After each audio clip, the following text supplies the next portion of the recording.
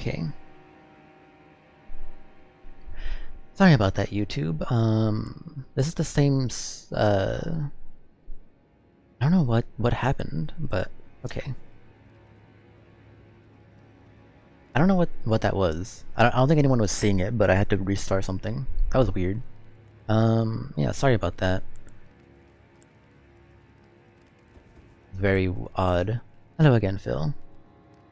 Yeah. Just make sure everything's going good again. Yeah, okay. Everything should be fine now. Yeah. Yeah, hopefully you get some rest soon, Phil. Okay.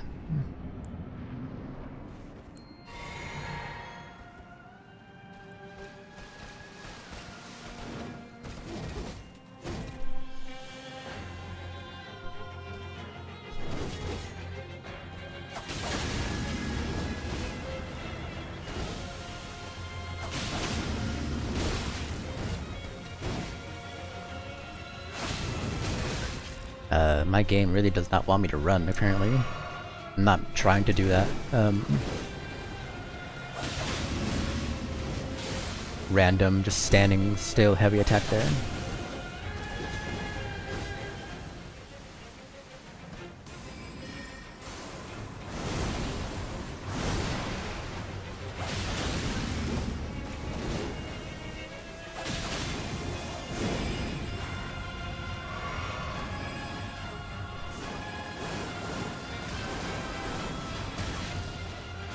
I don't know how I dodged all of them the first time that I encountered that attack, I'm not gonna lie.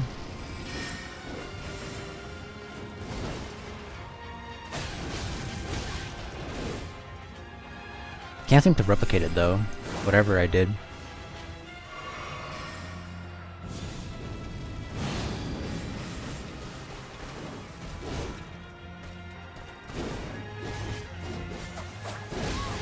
God. Okay, I don't think she's ever done that before. Or if she has, I don't recognize it.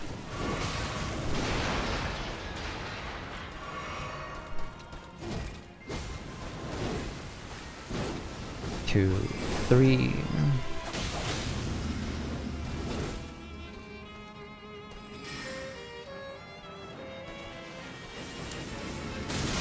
Oh, the animation on that is way longer than I thought.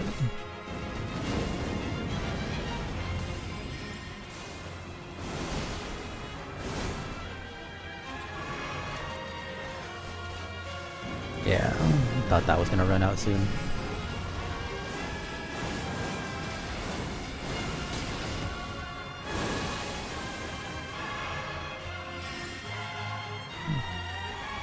It's been like a full 2 minutes since I got to attack now or something.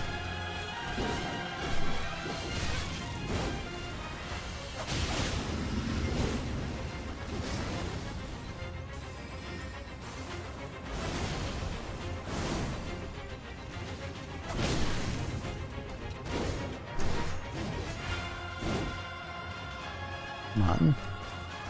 Let's let me get an attack in.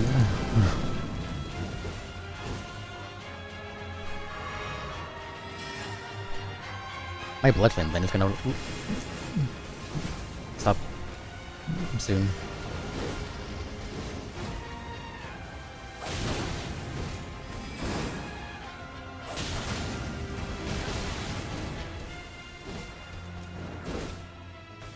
Where is my running? Why am I not running? Game.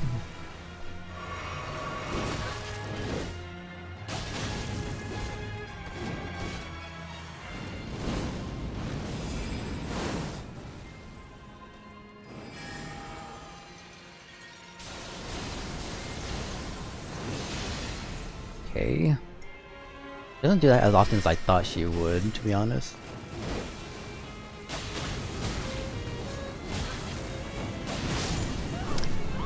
I want to try this with the Beast Claw. I feel like it maybe... Like, I feel like I just had an easier time with it, but just got a little distracted by the raw damage on the backhand blade. I also do want to try putting Bloodhound Step on one of them by the end of the stream, to be honest. Because Blind Spot just does not do much for me in most cases, versus Bloodhound Step very consistently works for me.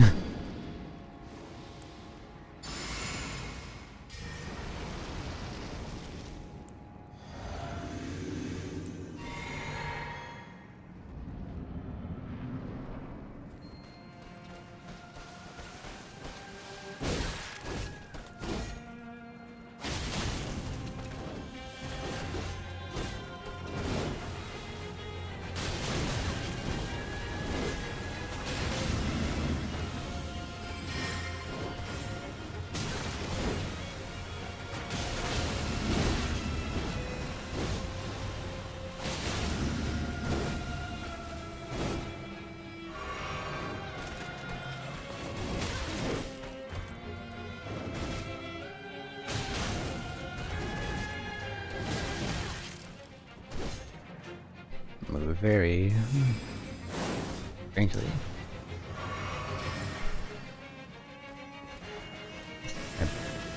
My Blood Blade is gonna run out soon. Oh, there he goes. Yep.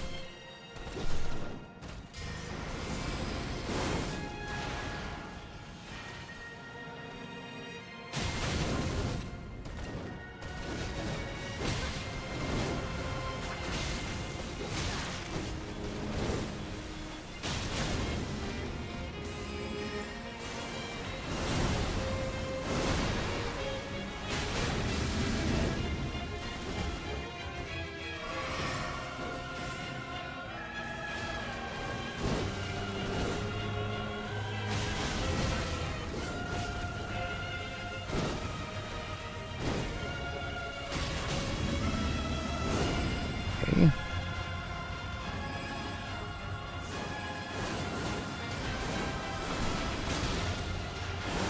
Again, I don't know why I can't dodge that fully now. But in the beginning I could. Maybe I just super far away the first time.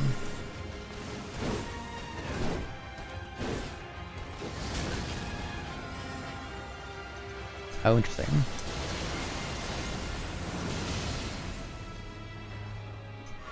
I didn't know she had that mix-up. You never did that before.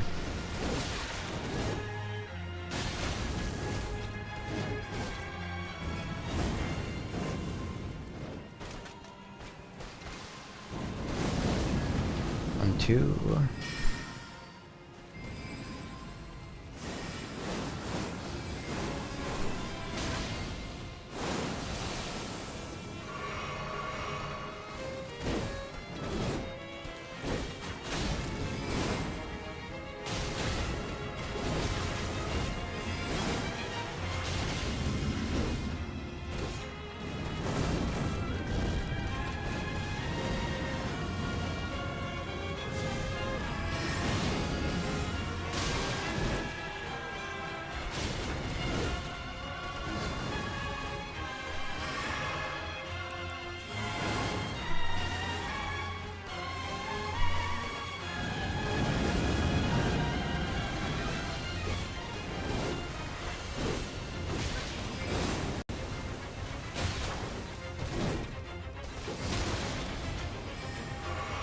Oh, again?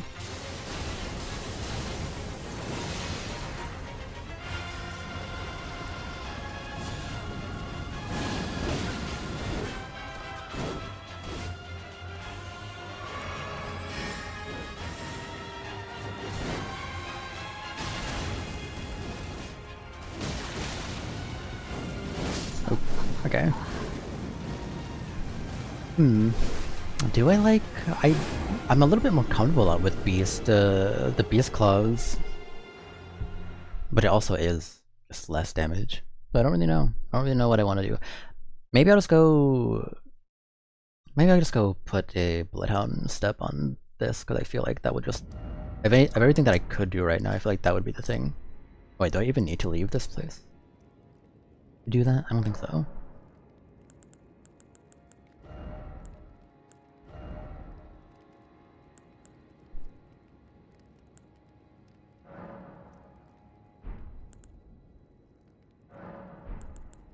This is blind spot. Oh, okay, so I don't even need to clone it. Okay. I thought I needed to clone it or else I leave it forever. Guess not. Okay.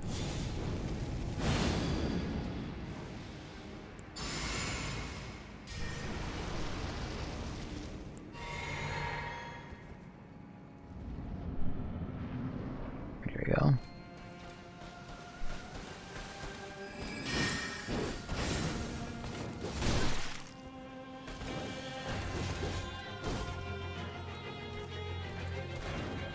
One, two, three. That seems to work. One, two. Huh. Okay.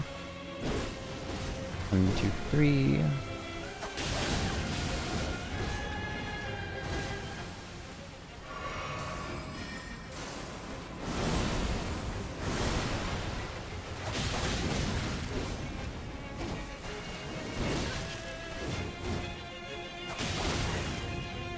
Oops.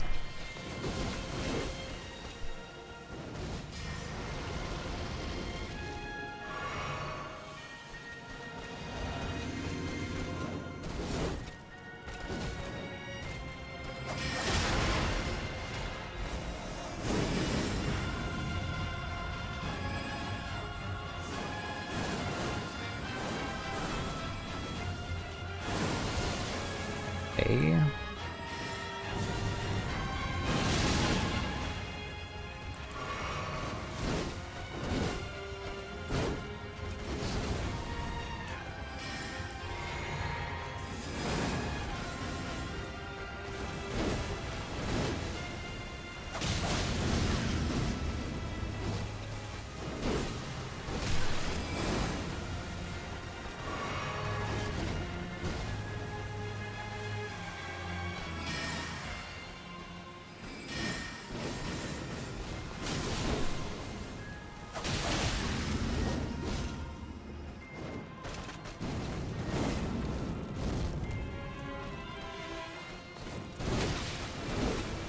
I was trying to bait that out without getting hit, but didn't work out.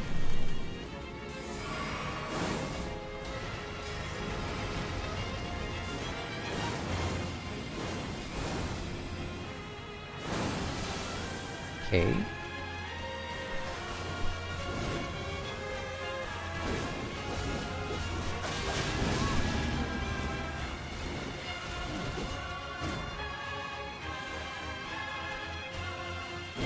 One, two, three. Oh, okay.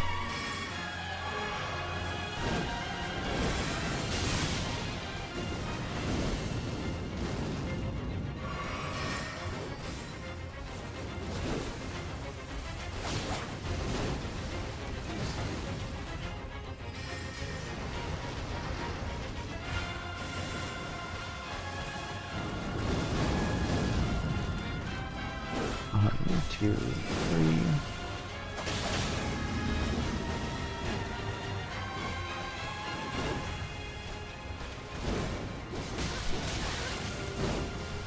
Huh.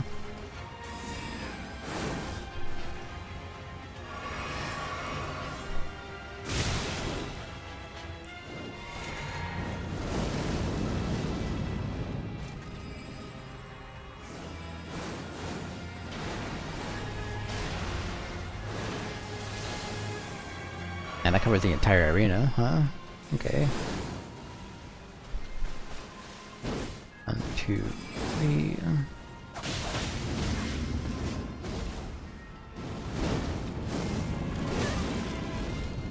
Hmm.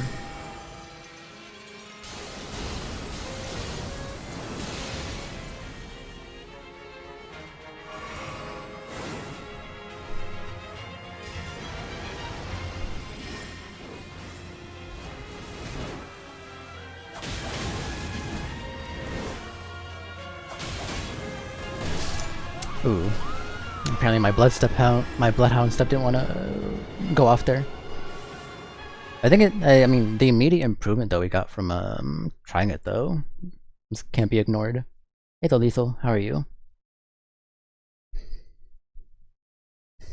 Did my also? I'm guessing my thumbnail reverted back because when I edited the title, yeah. Why is it? Before it was Oblivion, and now it's Monster Hunter. I don't know why streaming on YouTube sometimes saves your thumbnail and your stuff, and sometimes it doesn't.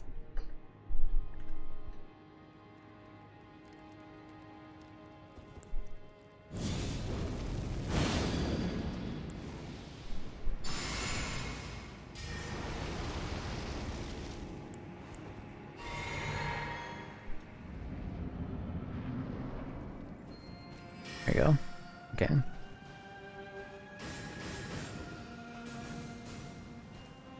Wanna do something?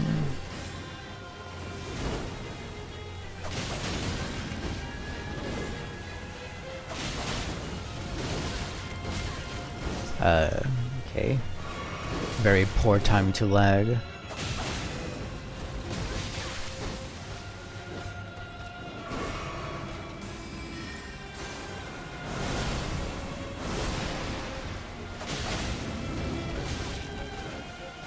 One, two, three, four.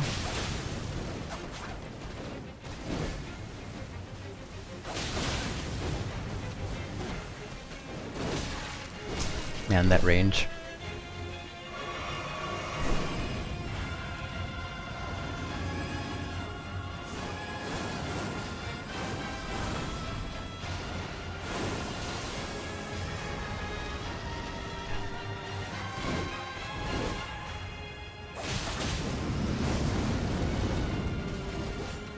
Two. Okay. That's out of her range for the combo.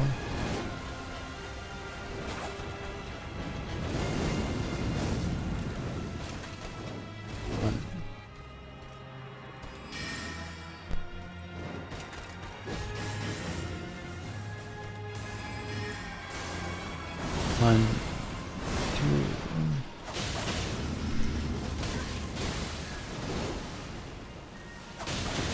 Finally got a bleeding proc on her again. Been a while. I was very much not on the ground when that hit me. Thank game, but thanks for the suggestion.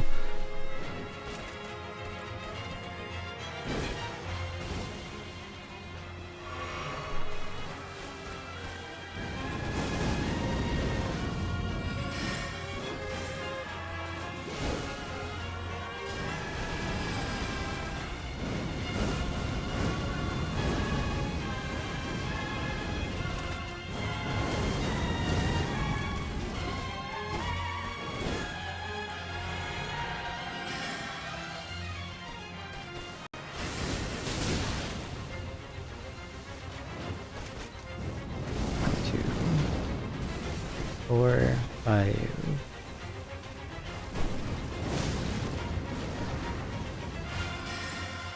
Ah.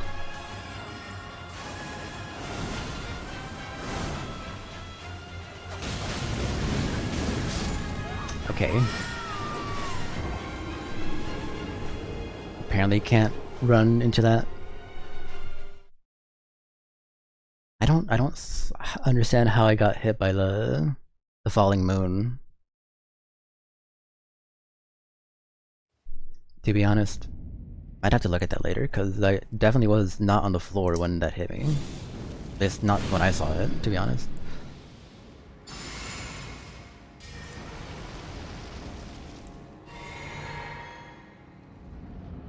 The only downside to using Bloodhound Step at this point is having to manage FP a bit more. One, that actually hit me. Two. Will you ever stop attacking? Seriously?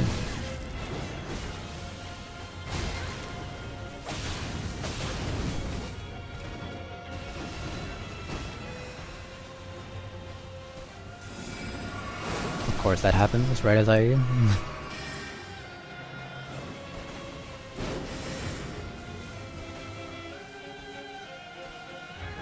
too.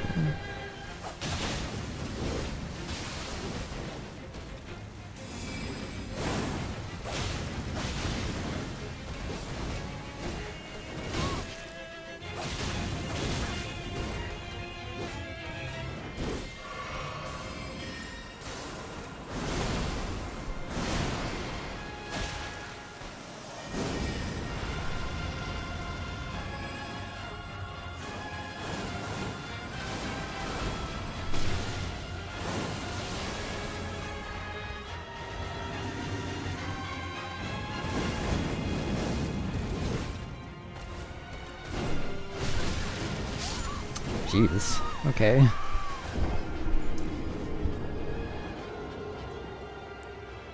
wonder if using different armor would help at this point. I think the lion's helmet is actually like this is the first boss I might have to actually change armor.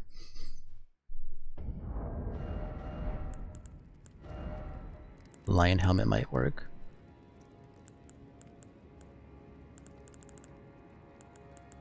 If wherever it went, where the hell did it go? Oh, here. Oh, but it's a heavy thing. And it's heavy? That's weird. Oh, wait, doesn't my flask negate that though? Oh, but how long does a flask actually last though? I'm wearing cavalry stuff too. What if I change to this? I'm still like this. Look fucking hideous, but you know, whatever.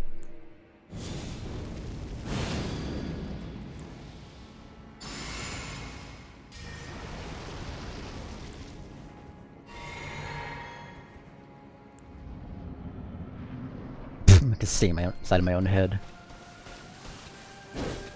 2.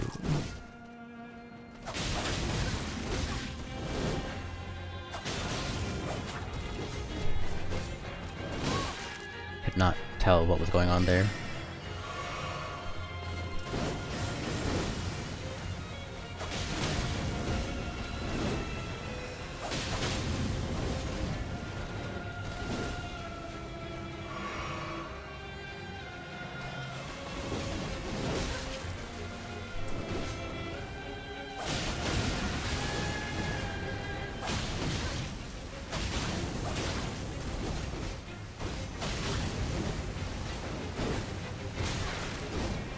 I don't know what is going on. Oh, something happened.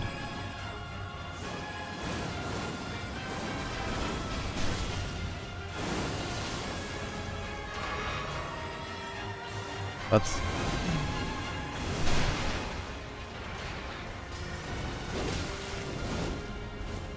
I did not hit that twice game.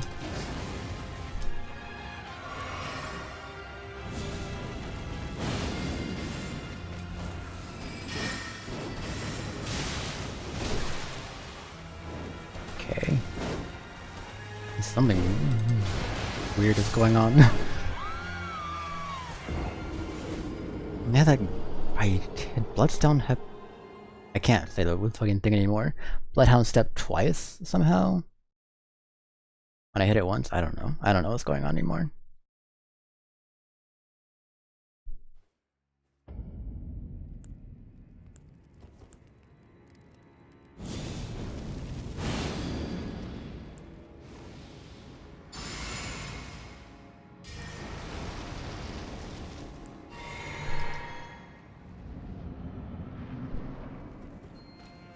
Actually, you know what? I'm just gonna wear this now.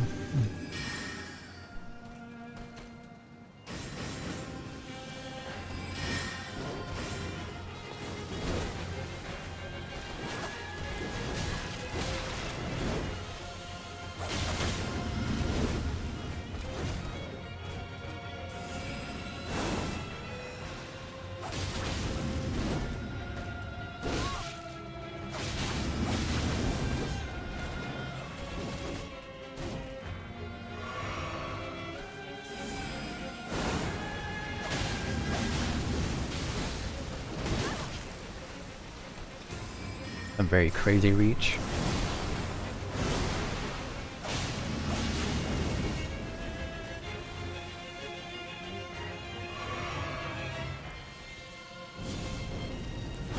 Oh, she's doing. They're doing nothing, I guess.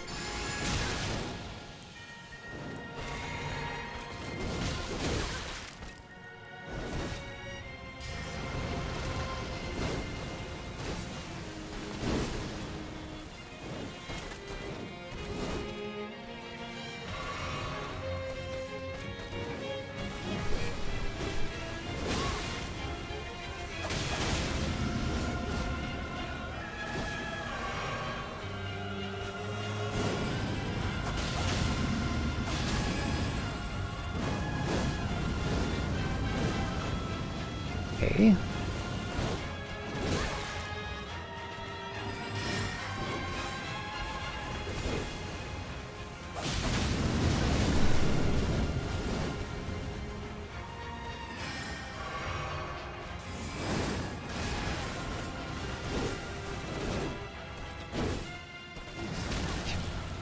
Jeez.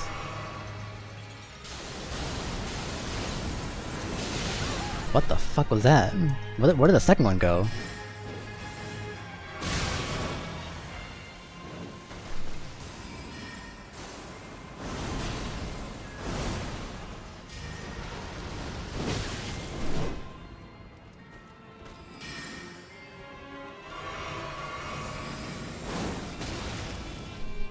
Okay.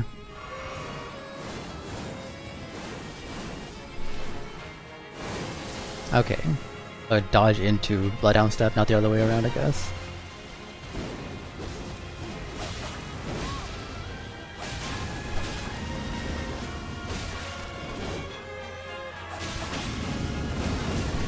Oh. Yep. My stamina deplete or something?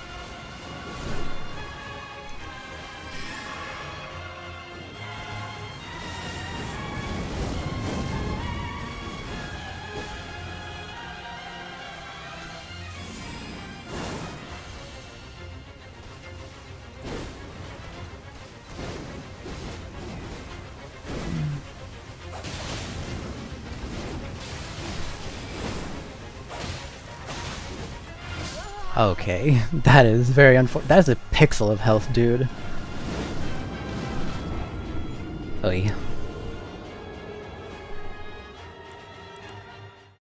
I don't think there's anything I could have. I don't think I have anything that I could have made that different, to be honest. Like, I could go buy, I guess, the jerky, but.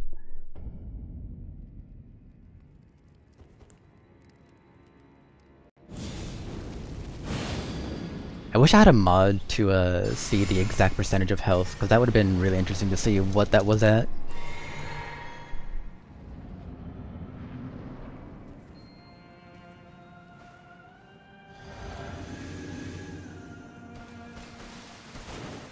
One, two, three. You have to be close enough that she does the actual finisher, otherwise she won't do it, and then you don't have an opportunity to attack. But then if you're too close, then you get hit. Like that. Actually, she didn't really do an attack, actually. And then the endless flurry.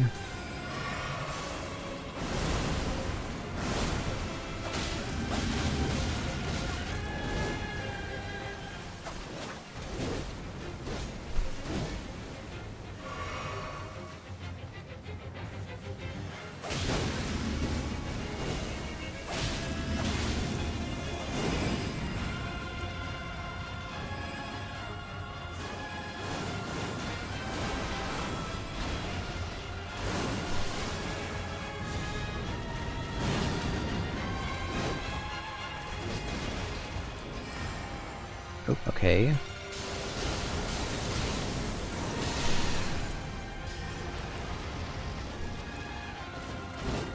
I'm not gonna be able to attack for like a full 2 minutes though, because she's not gonna leave me alone.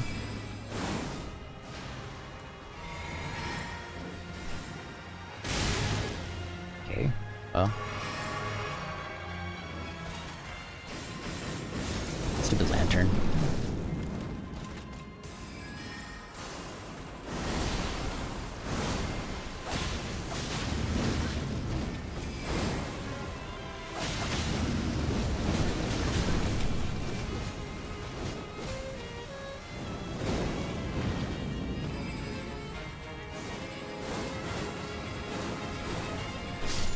Okay.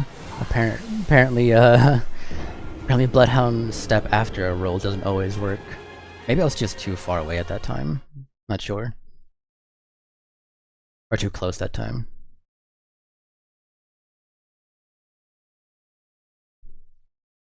I actually came to realize why I don't like the Shadow Tree fragment mechanic, honestly, is because you have to go out of your way to get them. You don't really have to go out of your way to like get EXP to level up. But you have to go to like specific areas to go get the Shadow Tree fragment stuff that I don't know, just find that really boring. Like, I like that they're there. I don't like that they are effectively essential to actually beat the game if you want to play this game casually, which I almost exclusively play this game casually, so I don't want to spend like 5 hours learning the first phase of every fight, you know. Because you do not do damage unless you have the Shadow Tree fragments. Like, you could see the stuff, the damage between what I was doing before versus now is way higher.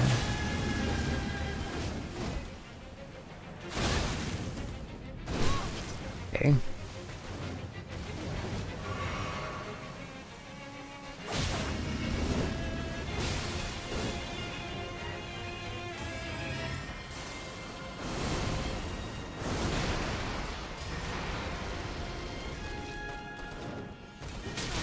What the fuck was that roll?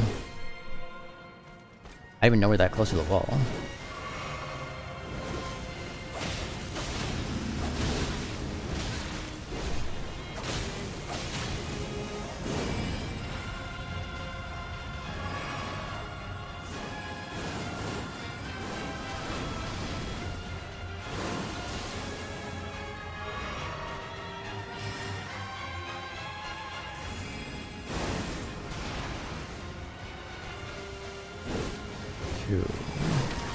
Oh, okay.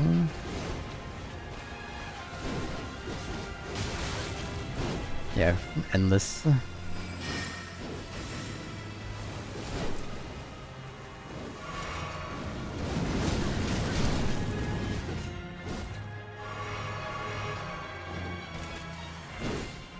One.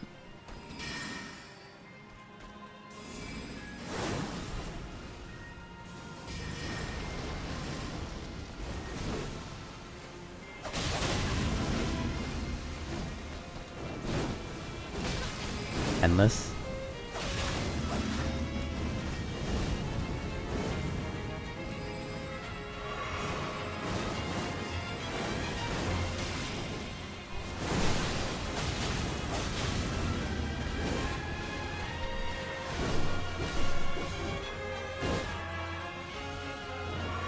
Why does a fucking god get stuck on a damn lantern? Why is that not breakable when I walk into it?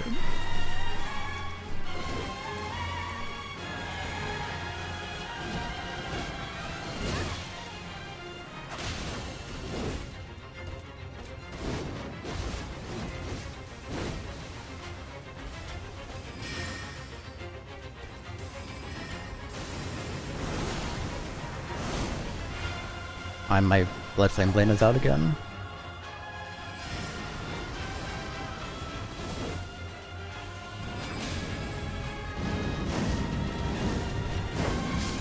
Oop, okay. Hey. I really fucking hate that lantern on the floor, I'm not gonna lie. I know I literally died during one of the first battles in the DLC because I ran into like a stick. I'm not even joking, it was just a stick poking out of the ground and it blocked me from running away. I don't know why they didn't make that just breakable like the rest of the environment.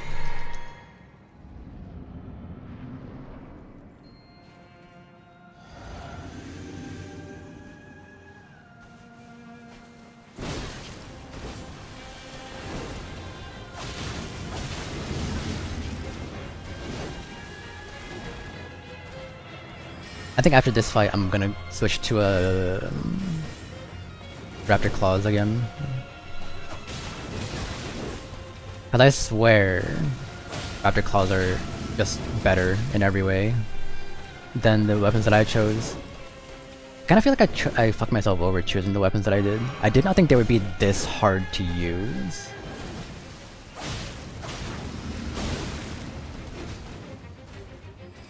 Like at all, but they're so difficult to use.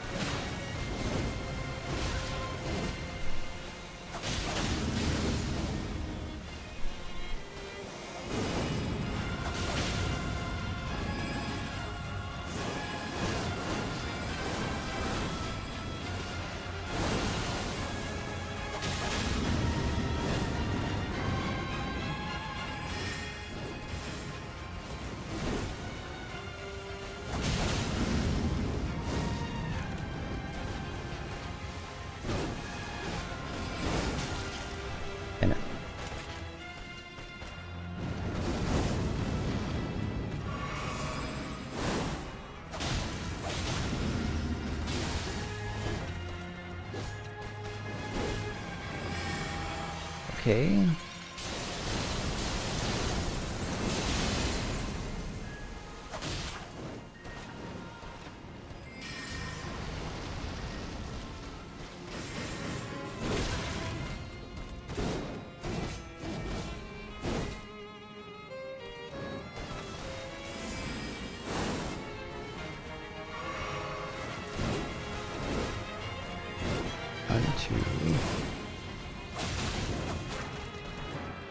One, two, three. Yeah, not the finisher for that one.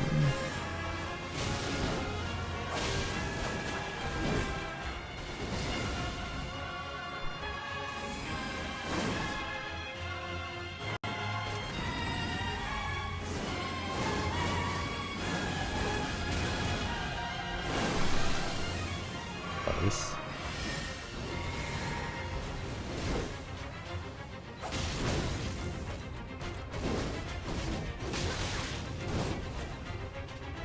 Can you please give me a second?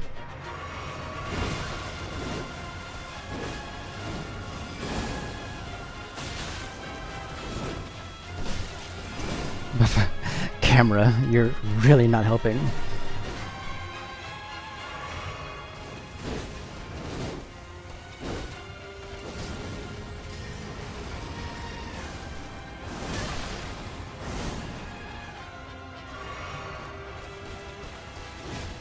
Two.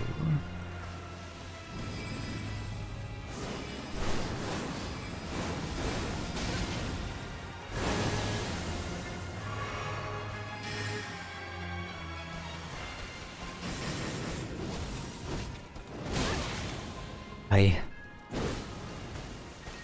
2, 3. Endless.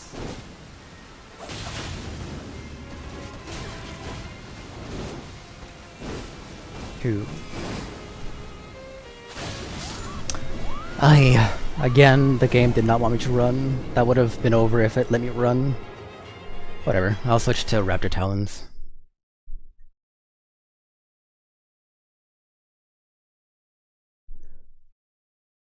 What are those input things called? Because I need to like I swear I'm not going crazy. I'm putting these things in and the game's just not letting it register because of the obscene lag going on.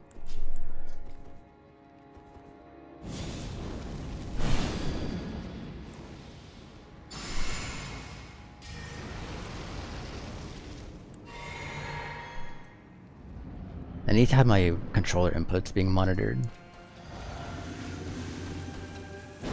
And two. And two.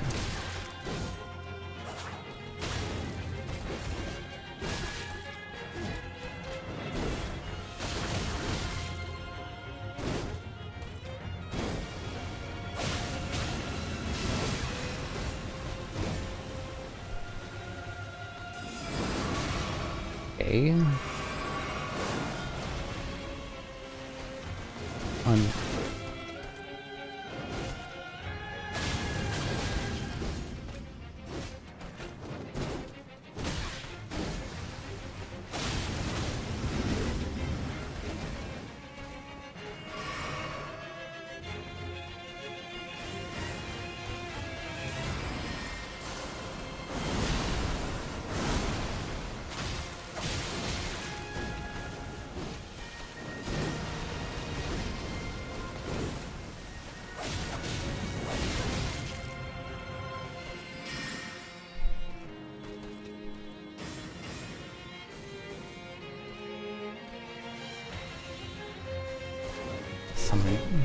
Good Christ.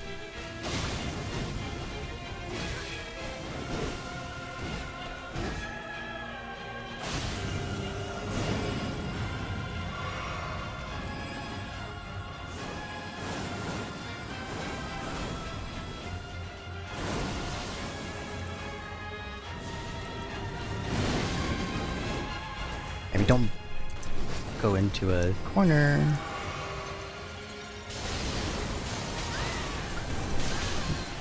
Bro, what is going on there? Yeah, just restart that. I'm not doing that with that little flasks. Like, what the actual fuck is that move? When it hits the wall. I can't avoid it when it hits the wall, I guess because the input is on the floor. When it actually hits the floor, but then if it's not on the floor, then it's literally everywhere. That happened, that's the second time that happened too, so...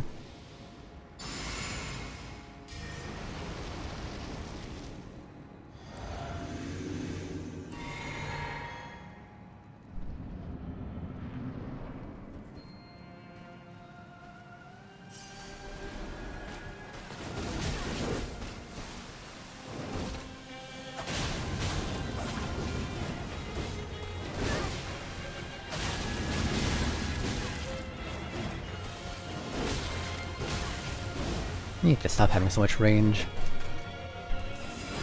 And of course you do that.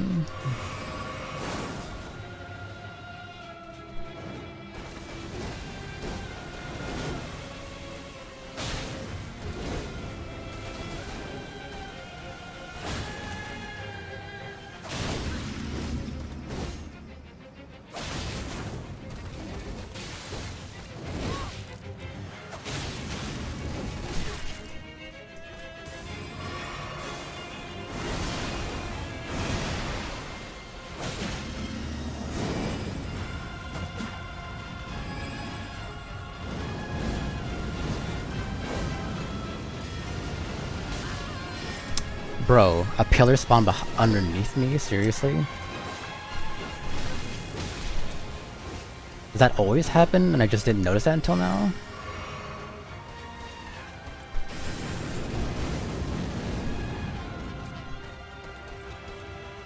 One, two, three.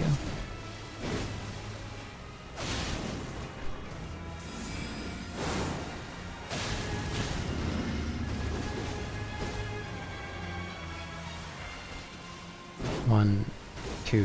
One, two. One, three. Gonna do something?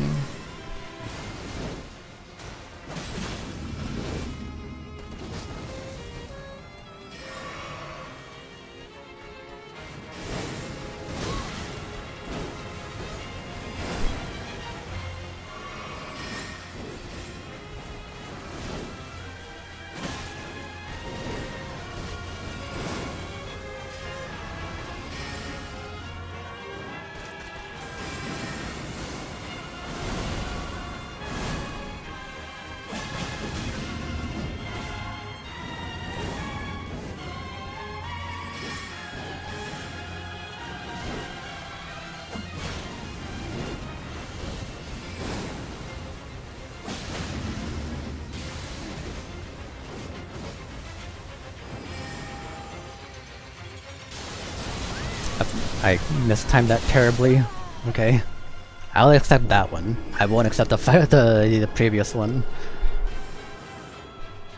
Where the hell was that going?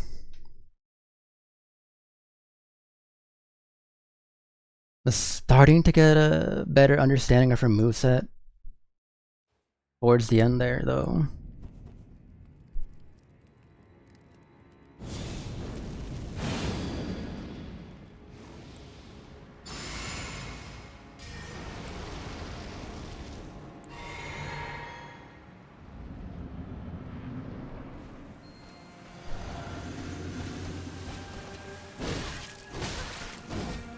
Okay, well I say that. 1, 2, 3.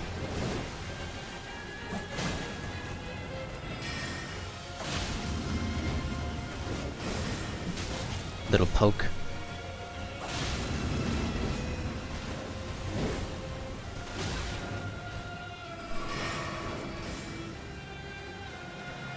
You didn't do the follow-up.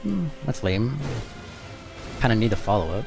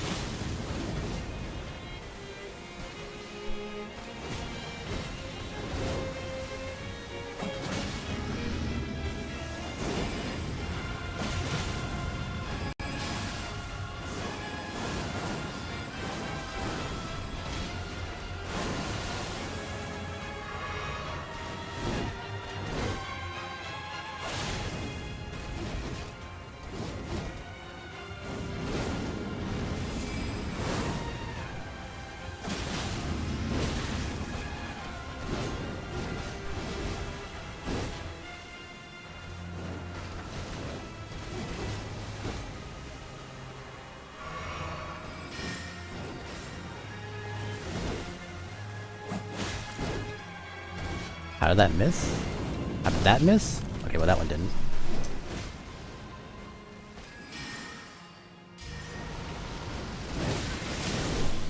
Whoa, okay.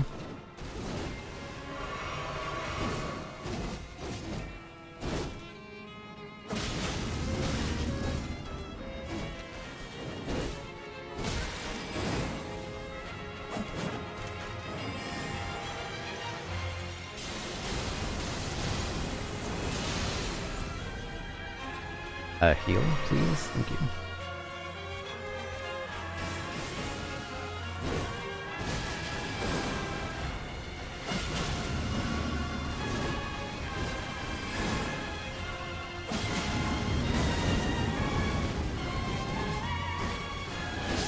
Ah. I'm trying so hard to just keep my distance until I can recognize what she's doing. I just need to be faster at it, I guess. Staying mid-range seems to be the play though. Like, I'm trying to run away because I keep getting hit, but I guess something about the just, I don't know, maybe a comfort weapon at this point because I've played it so much. The Raptor Talons or just feel easier, but I also don't have to rely, to be fair, so heavily on like running attacks, which is why I keep trying to get distance with the other ones.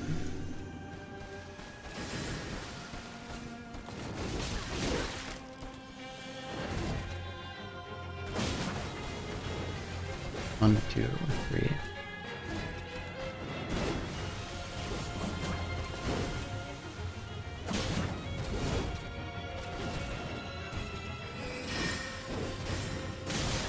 Okay.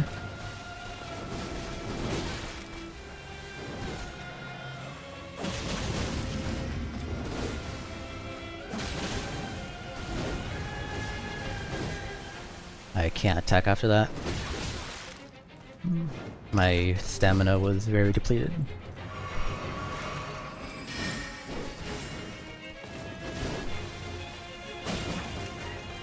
Stop backing off.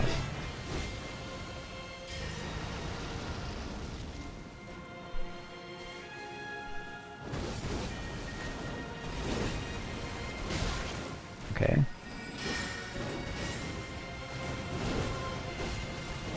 Wait, you have a follow-up to that? You never had a follow-up to that before.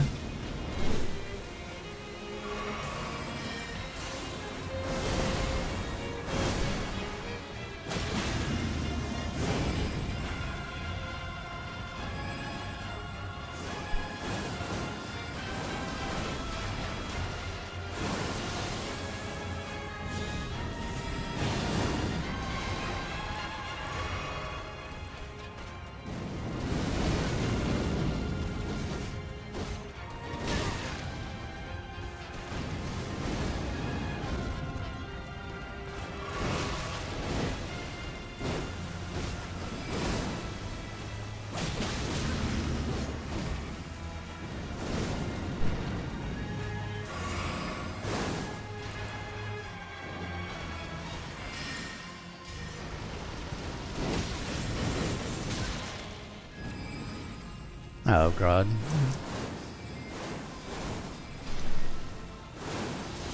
Okay.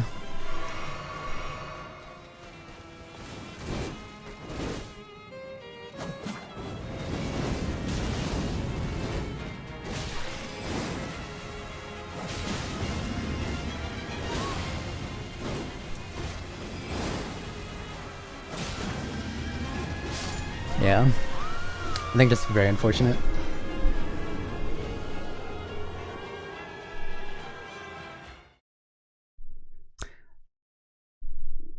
I mean, I've never seen her do a follow-up to the immediate sword thing before. Like, I actually don't think I've ever seen that. So now I know that she just can do that sometimes. Too many attacks to keep up with.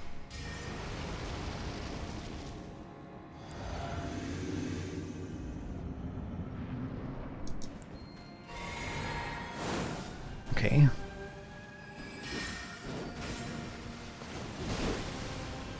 Yeah, that one.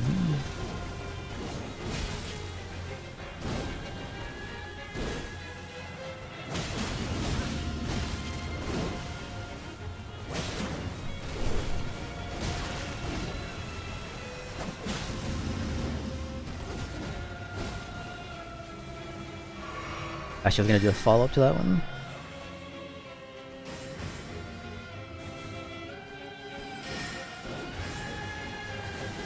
There we go. 1, 2, 3, 4, 5.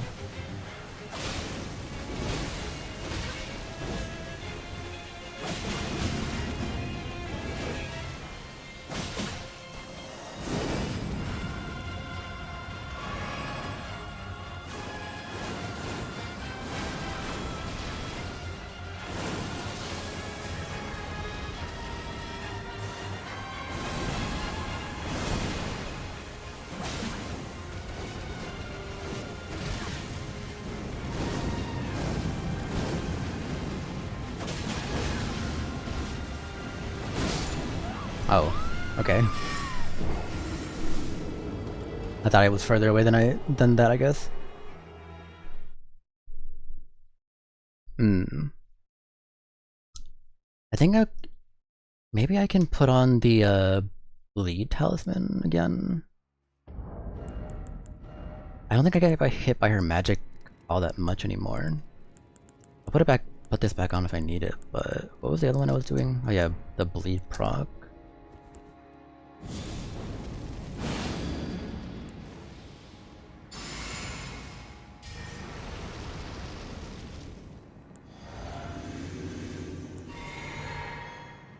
Okay.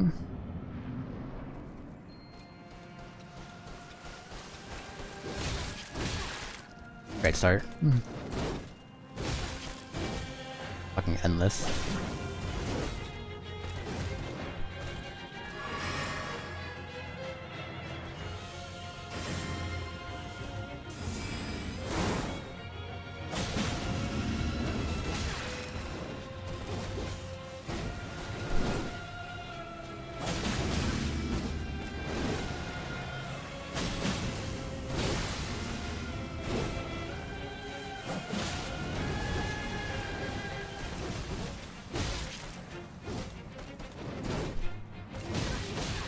you, like, not have a million attacks at once, please?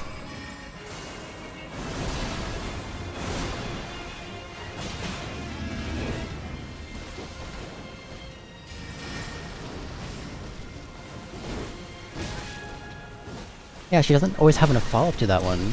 Like, very rarely does she. It keeps fucking me up.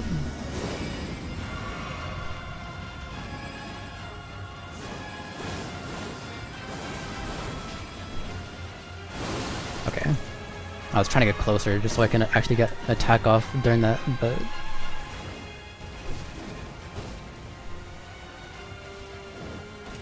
What the hell?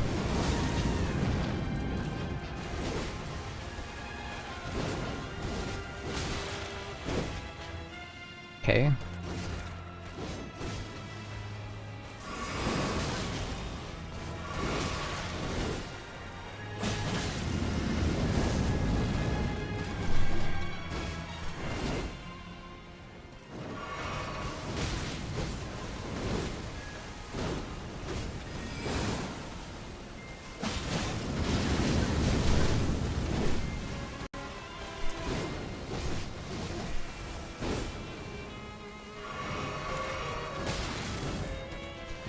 Not giving me much room to breathe this fight.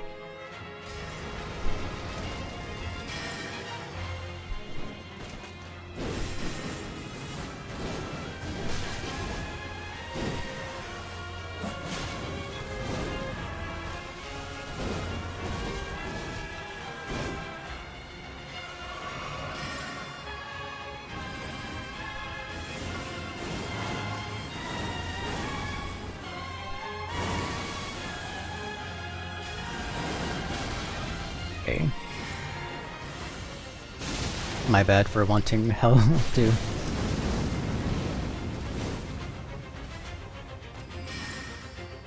Oi. Really likes to do that. She's done it like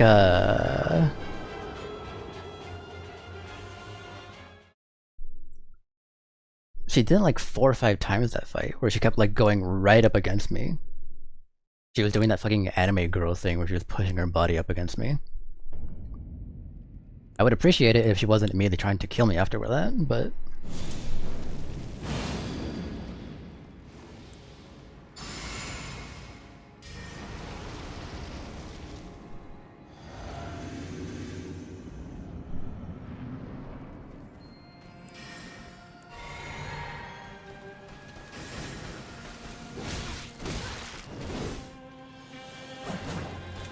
Okay.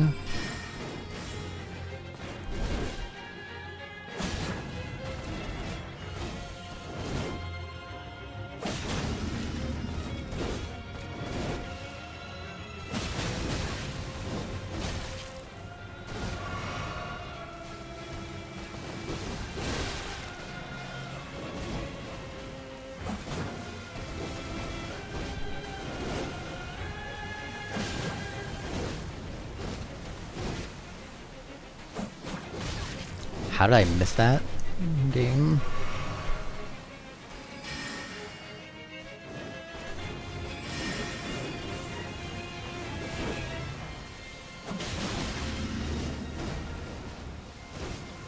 It's annoying I'm not hitting her with my full charge attack, because she would actually be riposted if I did.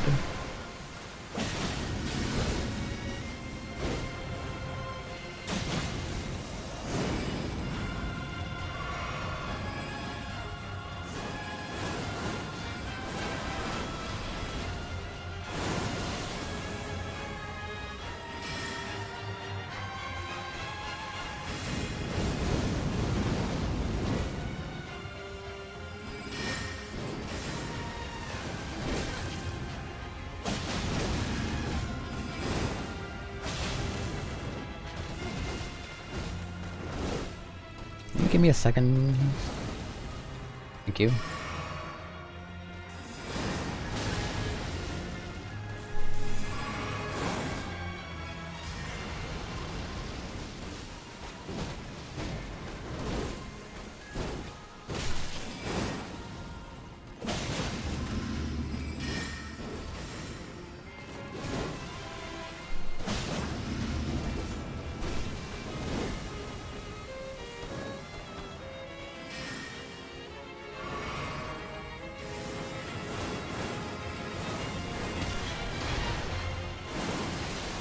can't see anything.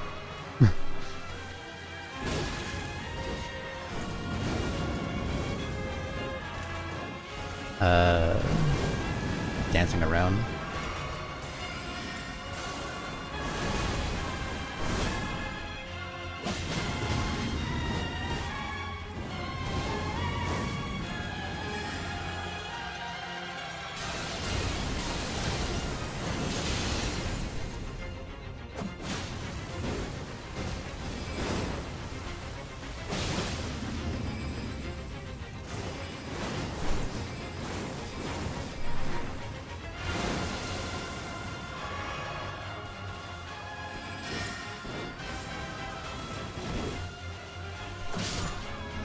Fuck, okay. I honestly don't think that was skill, I think that was just... I think that was luck, to be honest. It's such a hard fucking grasp. Like, I had to take that as seriously as Millennia towards the end, to be honest.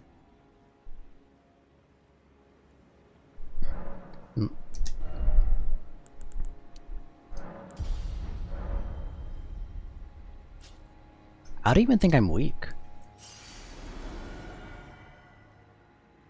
Like, that's the crazy thing. I don't even think I'm weak. Oh yeah. It would be a fun fight if it wasn't for the frame drops and everything.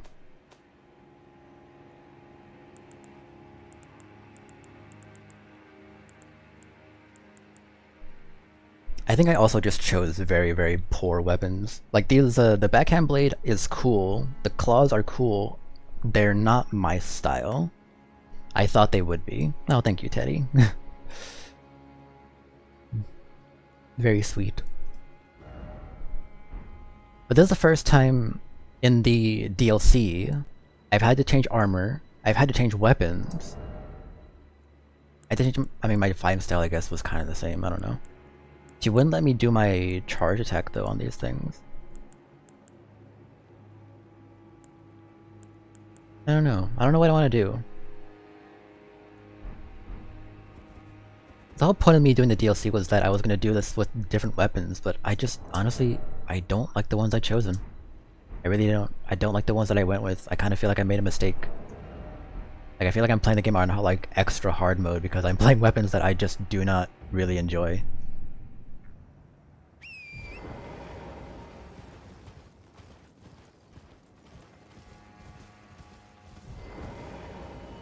Hello.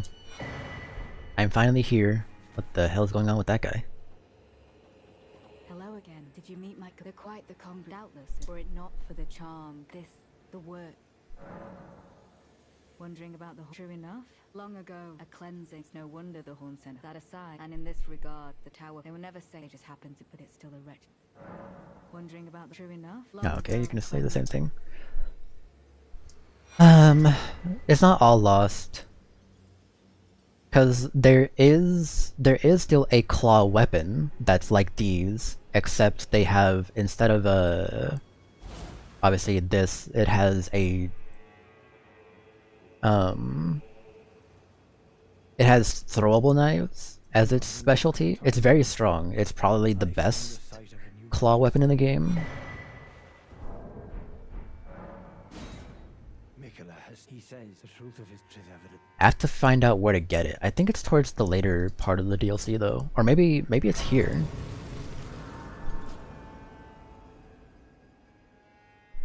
No, I mean it's okay. Like I'm still enjoying the playthrough overall. I'm afraid that you guys aren't enjoying it though. Cause like I'm all for the fact that I'm not good at these games. I'm okay. Sometimes. But yeah, I'm having a hard time, particularly one, using weapons I don't like. Two, using weapons I don't like while the game's stuttering is fucking me up, like very, very badly.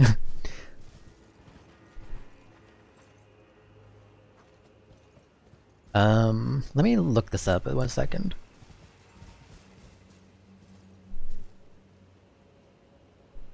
And keep in mind, someone that grew up on like a fucking laptop.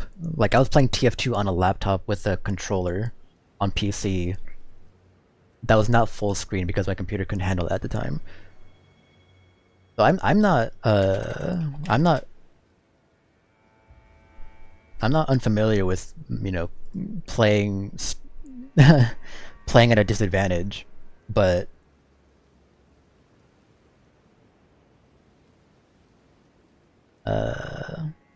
where do I get this? Location? Oh god, that's gonna be forever from now. That's at the Manus. That's like towards the end. Or is it? It's like right there actually, hold on. It's that. That thing over there is what I need.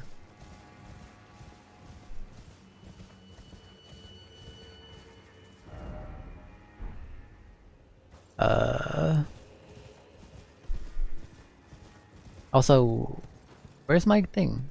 Don't I get one? Or you? No?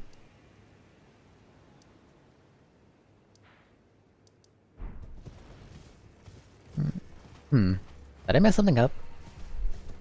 There should be an NPC that gives me that I can go fight to go get the martial arts, which was kind of what I wanted as well before I found out about the beast claws.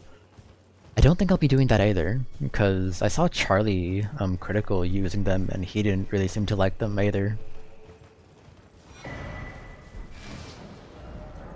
And he and I have very similar playstyles, so I feel like if he was having a hard time with it, I don't really think I'm gonna have a good time with it either.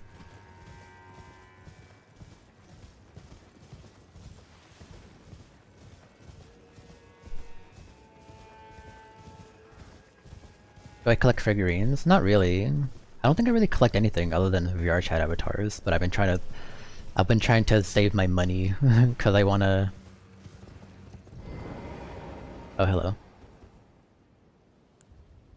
Trying to save my money because I wanna. Who's here? Oh, it's you again. I wanna upgrade my model. For at least by the end of the year. Whoa, okay. Also, I saw what you said about the lethal, or the about the Legos.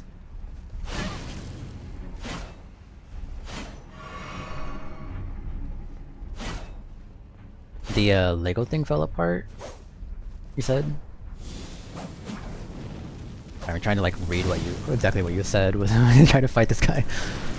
I need to do one thing at a time, hold on.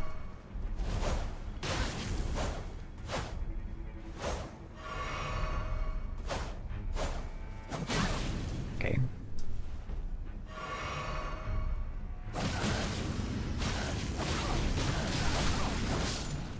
I just needed one good combo.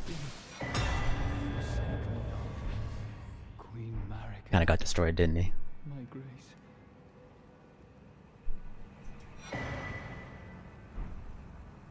Oh.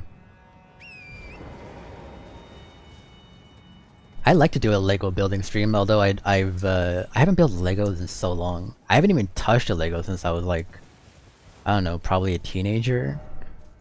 And I was at a cousin's house and they were like they're a kid, so they had Legos. I don't have Legos here.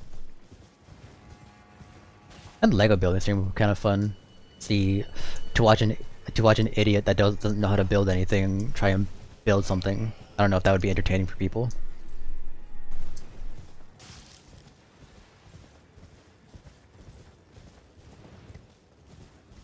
You know what I find honestly really awesome?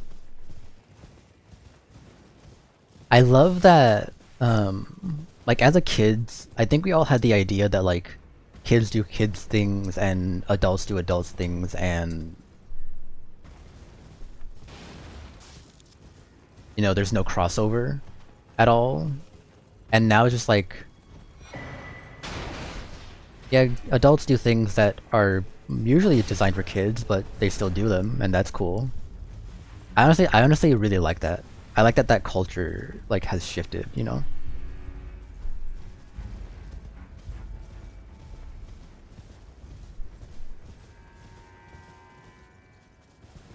Like how many times the amount of like friends I have that still referred like they get dino nuggies, and it's like first of all the fact you call them dino nuggies, and it's also that you're getting them still as an adult.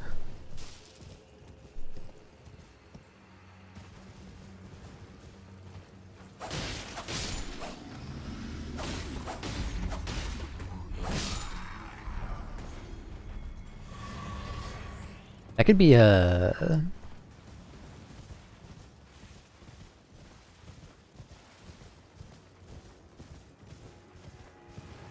that could be a roleplay idea.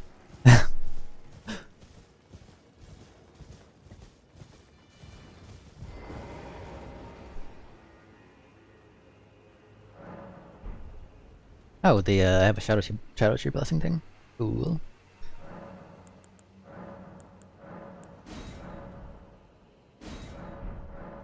Wait, what? Hey. So my power went from like 1.35 to 1.5, I think. Die.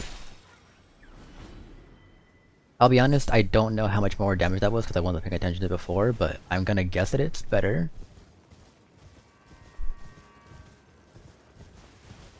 And that thing was a worthy sacrifice.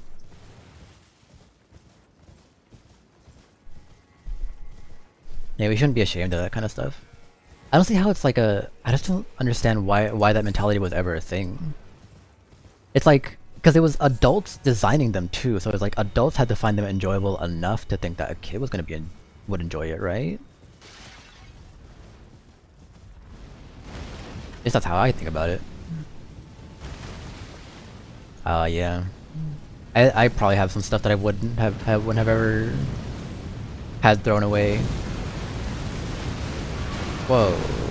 Okay. Alright, chill out. That's not chilling out, that's literally the opposite.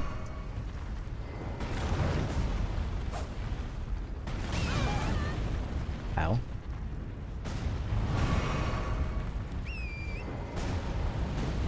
This guy is tripping.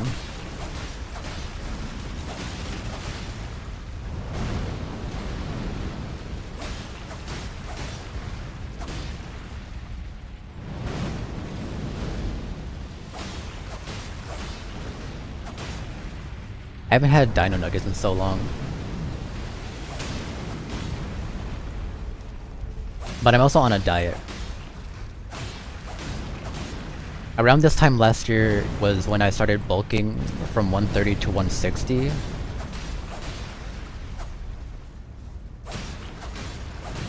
I'm now dieting. I went from 160 to 140, and I'm now going from 140 to 135.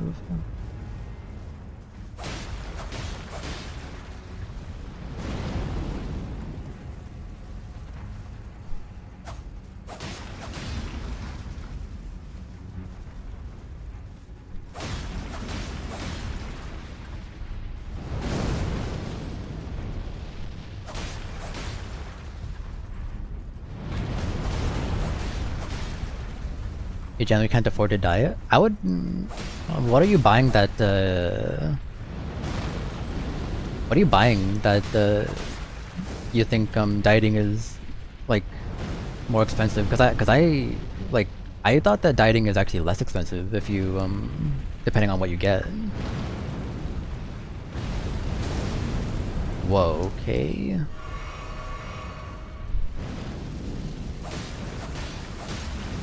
You need to fall over.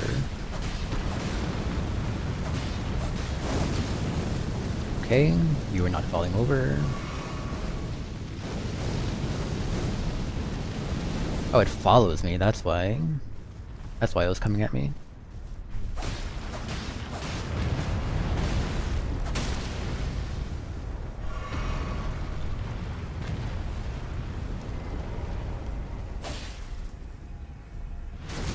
There we go.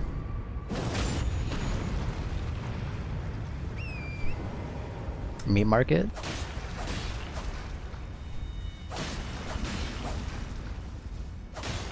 Well, because the thing is, like,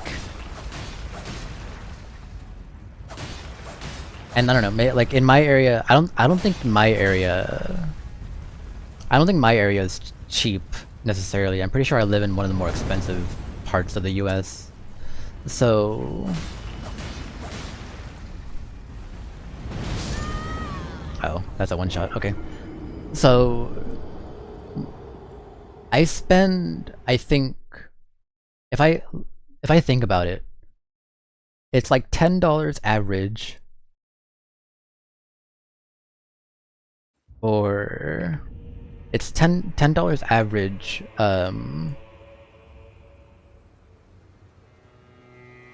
for like, let's say chicken breast,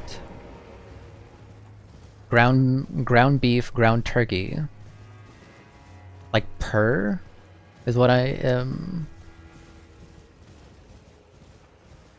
what I've noticed, and then like 2 bags of potatoes would be like $5. I don't know how much eggs are because I don't buy them. I think they're like $7 for a dozen or something right now in my area.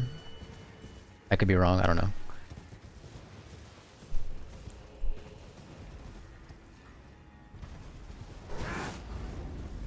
So if I estimate it like off the top of my head, I think $100 would get me, like eating by myself, whoa.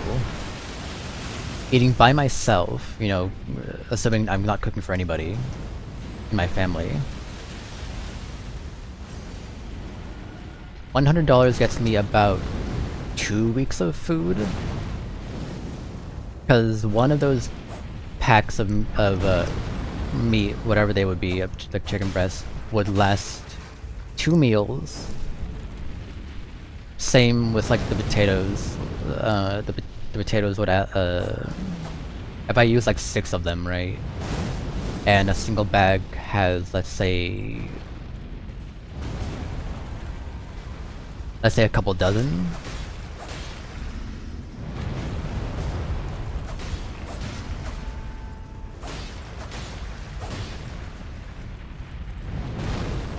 And I will actually be like kept generally full when eating that. I think what a lot of people maybe don't like think about is like, you get McDonald's, right? You get a full thing of McDonald's. That's like more than your daily intake, right? It's like $20, and it's not gonna fill you up for more than like 4 hours, versus I'm relatively full with chicken and potatoes for about 5 or 6. So in the span of one day, I'm eating maybe 15, like not even $15 worth of food. Versus if I'm eating exclusively, you know, let's say a thing at McDonald's every day, a Starbucks coffee or whatever, rather than just like a $10 pack of instant coffee.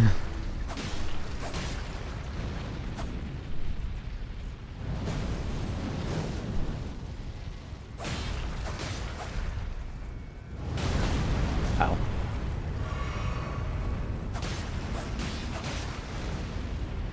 It's like, the thing is, when you buy like food from outside, it's like $20 average per meal, but I can get away with $20 a day. You know what I mean? With just cooking it myself.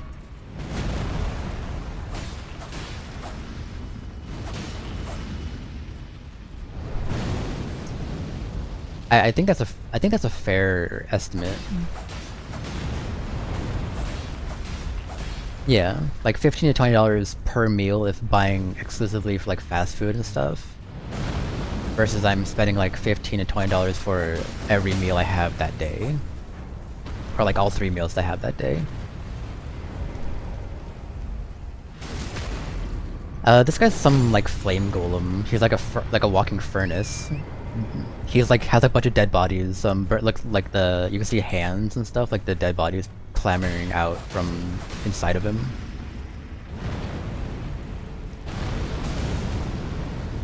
That somehow hit me.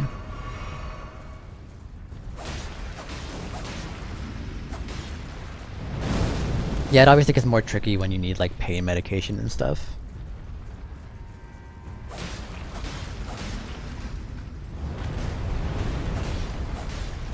Nah, this guy's a weapon. This guy was used in the war against the Horn Scent people.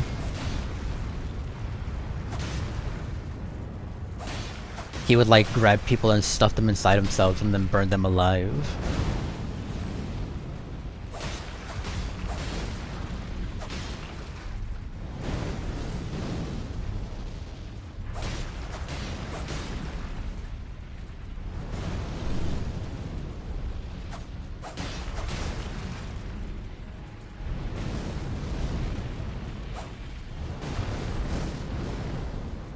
Yeah, you know, typical Elden Ring stuff, typical Dark Souls stuff. Only the most humane ways of killing people.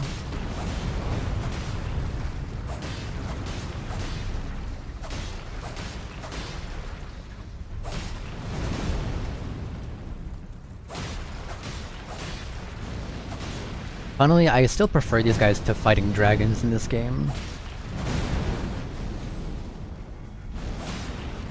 It's just you can't get hit by anything. All of his stuff.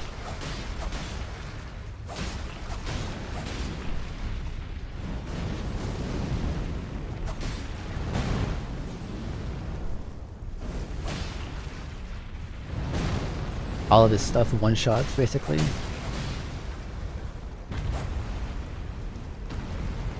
There we go.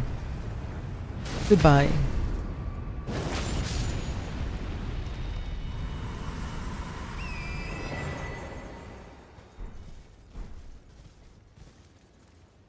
Yeah.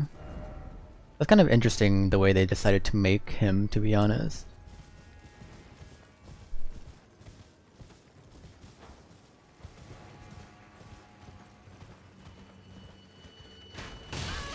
Ow. Kinda mean. Member of Mesmer.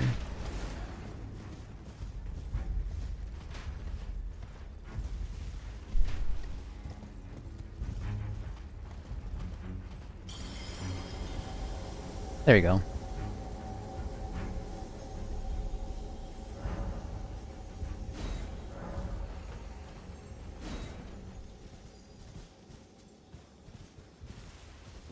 Mikola just broke his rune. Like an idiot.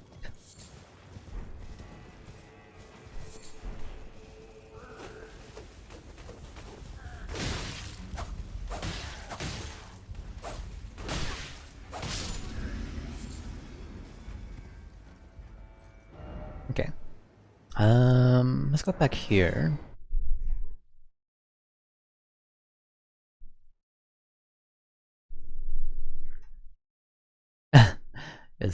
is Merc the bosses. Hello, did you guys feel that, or whatever? Oh, hello. Did you feel it? Yes. Nicola the kind, but while my devotion by my trust, no wait. I can wield my sword. I should have thought of. Right, those are but. Wait, what? Right, those of us who don't deserve to be a kind. Yeah, I'll suggest the Horn Scent or something. On one hand, he trusts me with the enchantment. On the other hand, perhaps you can allow me some. Hey, that lady wants to kill you for no reason. I didn't tell her to kill you or anything like that. Intriguing. Do you presume us allies even I must profess? Uphold his covenant, Mikola shall, then Marika, and surely. But first the Impaler, in vengeance for the how could I allow revenge? Alright, well he doesn't seem concerned that I just turned his friend against him, so...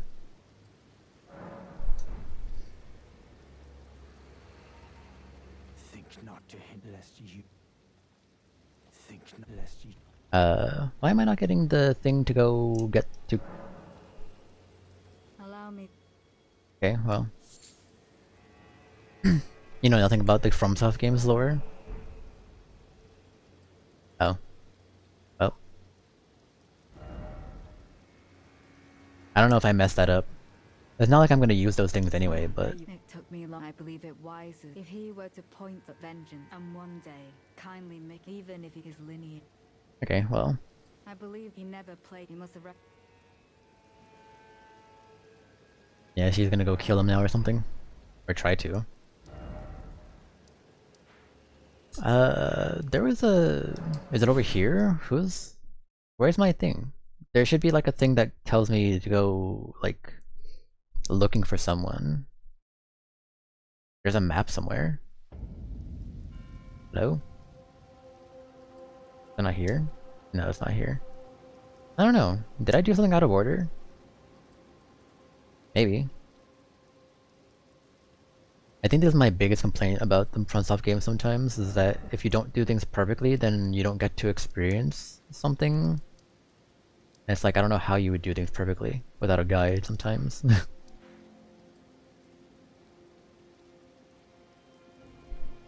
The FromSoft lore for the games is really cool a lot of the time.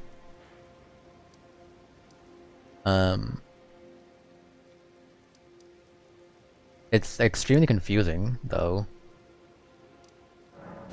We could watch like a VOD video, lore video sometime. Oh yeah, I wanted to go fight the Death Knight. So we can do that, and then we can head into Fallout New Vegas for a little bit. And there was a video I wanted to watch. I went through this area earlier, offline. So I don't have to like grab anything, I can just go straight to the boss. Could I even keep this helmet? I guess I will. Sure. I feel like I kinda need the help. Oh, hello. And we're just gonna continue with the... Whoa. Okay, well. That was kind of... mean.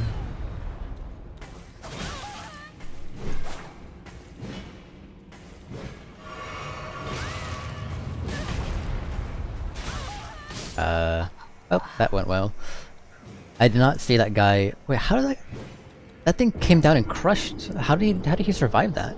I'm actually very confused now. Does he just not take damage from the ceiling of fucking needles?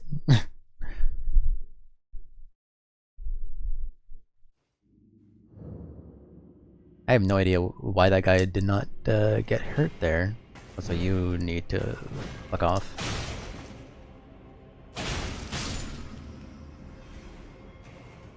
Yeah, look at him, he's right there. He doesn't take damage? Like, at all. He doesn't take damage from that.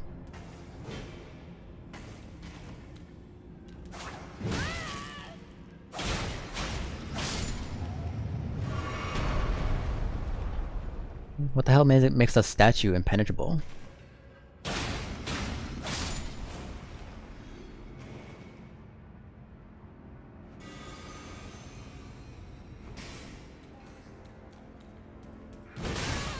Ow. Don't need my fucking spine realigned, thanks.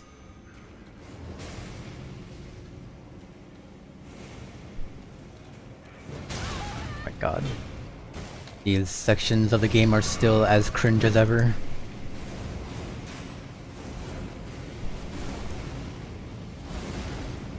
Okay, you need to all stop doing that. Ow.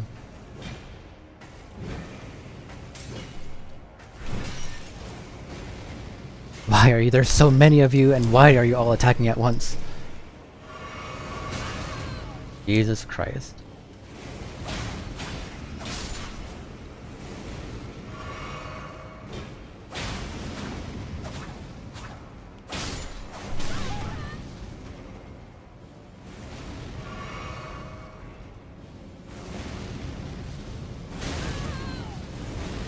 Okay. This is so fucking annoying.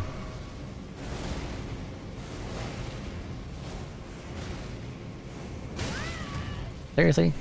Why do they reload so fast?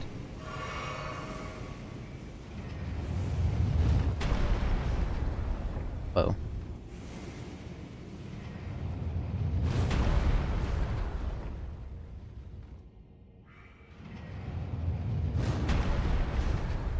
Okay. Well, I'm not gonna have any health for the boss. Where's the thing? There it is.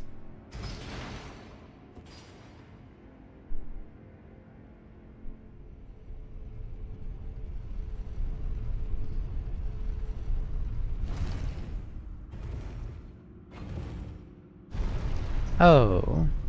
You know, it's actually interesting you mentioned that, Teddy, because there's a Let's Player called Only Plays who is very upset about the fact that you couldn't hit the corpses in the Oblivion Remastered.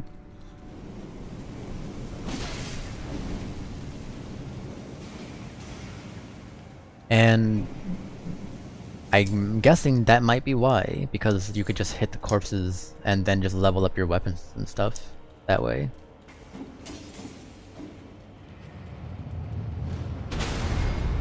Oh look, now they got hit. Why that first one not get hit? Goodbye. Your fire still hit me though.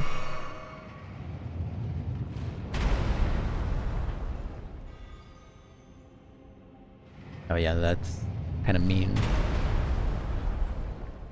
Yeah, the DLC doesn't mess around.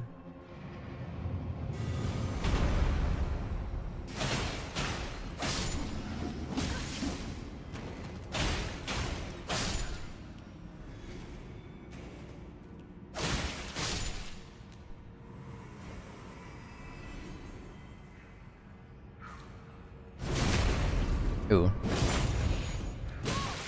Give that guy a very quick back massage.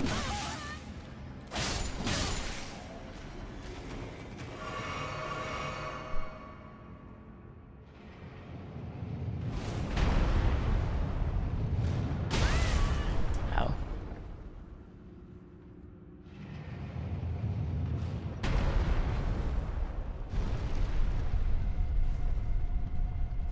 Well, I'm gonna die against this boss immediately, but there is a Stake America here, so let's just pretend like I'm going to do anything.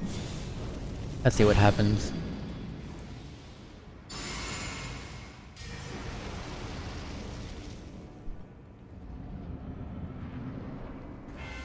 Hello.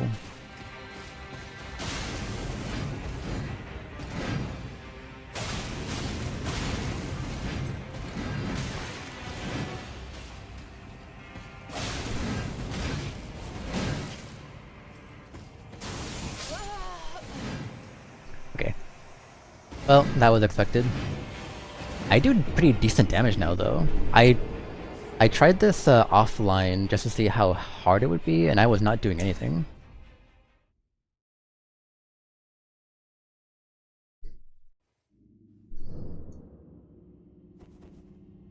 Okay.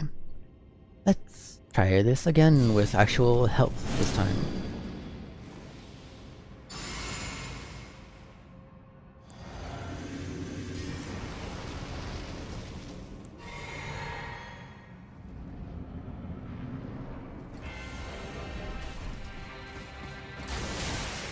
Hey.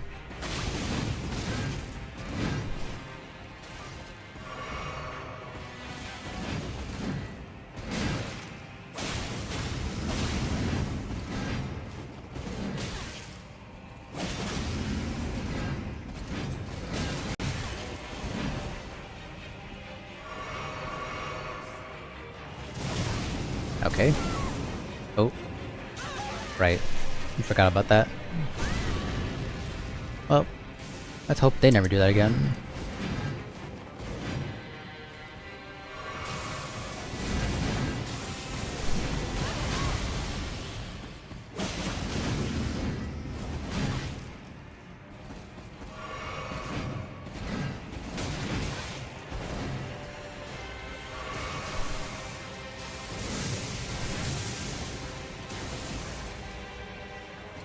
give me a second.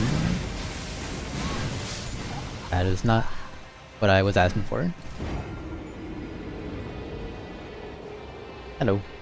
Oh, you have no face. You're literally just a skull.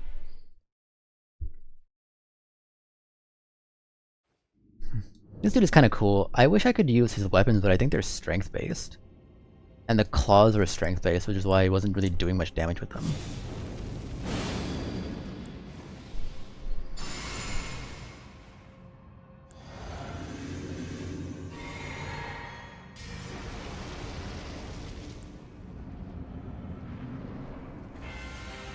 Has very rapid attacks though.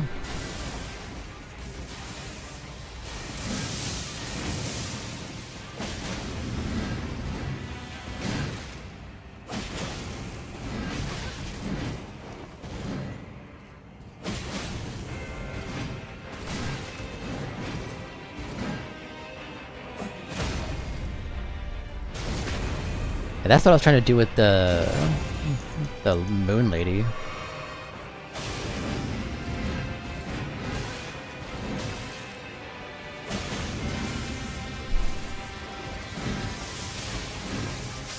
Ah.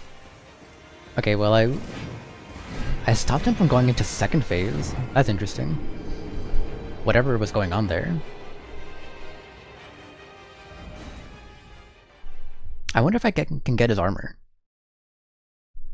I think you can, but I don't know about the cape. The cape looks cool.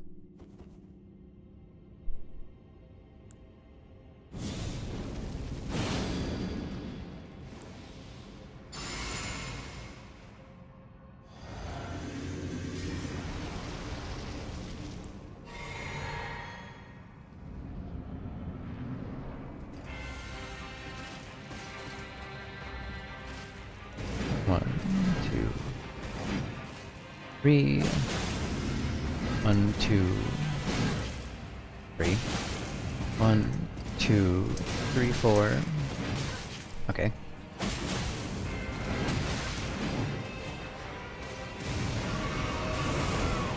Right. Okay, so I guess that thing from before was what stopped it.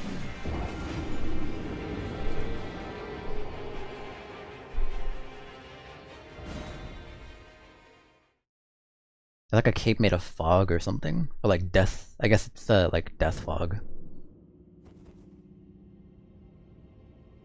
death flame. I don't think it's not even flame actually. It's just some sort of fog.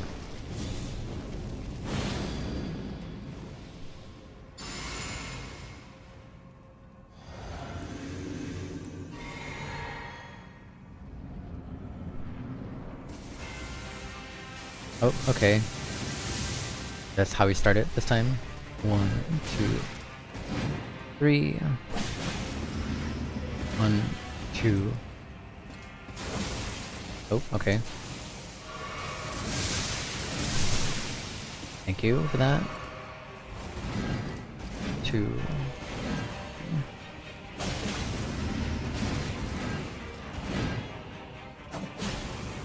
1, 2.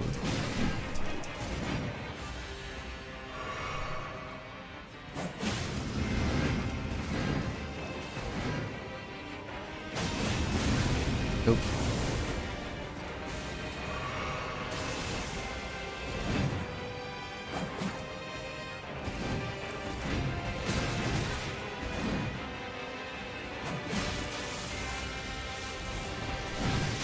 What the fuck was that? I don't know why it wasn't,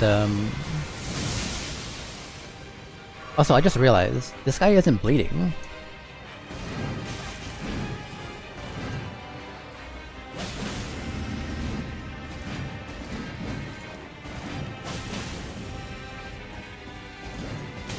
I mean, it makes sense. He's a Death Knight. He's already dead. Nothing in this game that's already dead bleeds.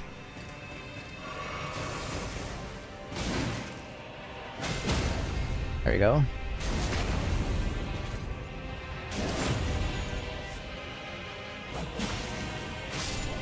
Hi.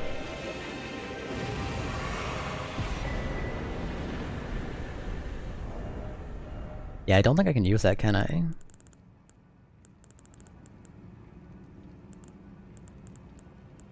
Where is it? I can. I'm guessing it's mostly a strength thing, though. Yeah, strength faith. Which I have good faith, but not very good strength. Wait, was that a... Was that a dex axe? No. Oh, this is. The hatchet was. Yes, GG's.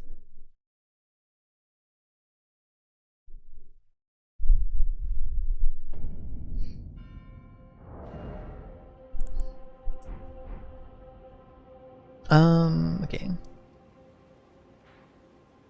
What the heck? The heck is this? Oh, those my things that I didn't get back? Oh, whatever. I'm not gonna bother with that.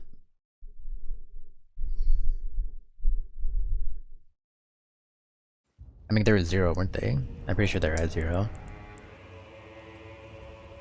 Also, this.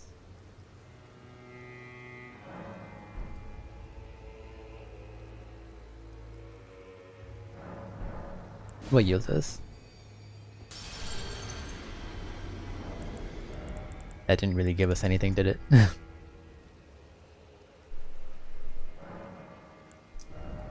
Yeah, we're still very far away from that. Okay. Well, let's go ahead and hop on over to Fallout. This has been a while. Oop.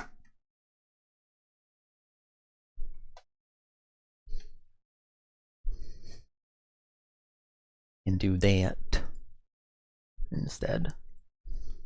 But hey, oop.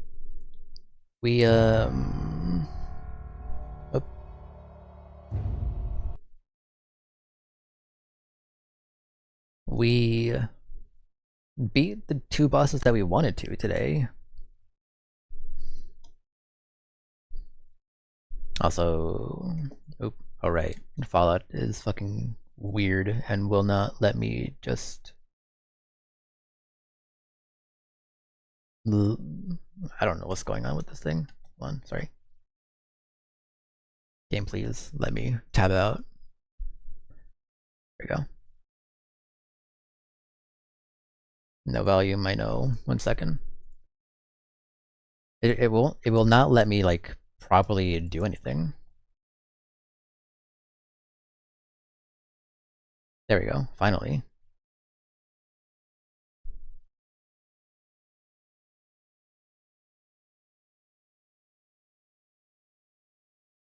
Okay, and now we do this. Oop, game, please. Please. Stop it. Game, you're not letting me do anything. Okay. Oh yeah. It is definitely a game of its era because it is not does not let me tab out properly. Right. So I have this thing, which it's been a while since I played. I did some stuff offline after the last time we played. What am I even holding? It's something called like, oh yeah, the chopper. I have a lot of, there's a lot of damage actually. DPS 38.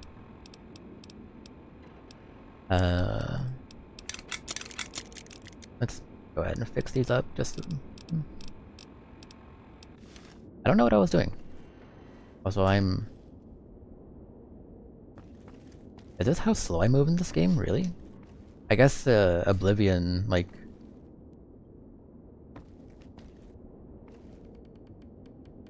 I guess Oblivion really kind of spoiled me with how fast you could run, to be honest. Is this really the walking speed? I swear this was not the normal walking speed. No, there's no way.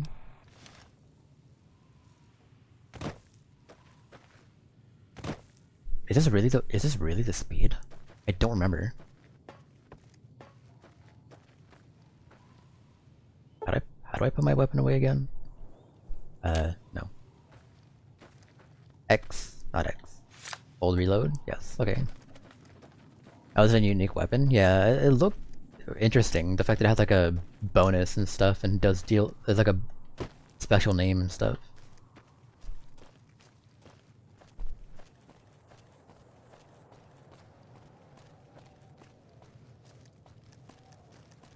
But I was just exploring. I was just running this direction off stream. Over that hill is like where that guy that I killed because he won the lottery was, right? That's data. No, map. Yeah.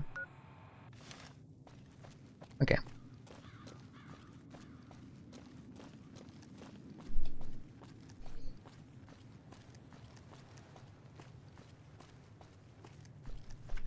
So I just kind of wanted to explore a little bit.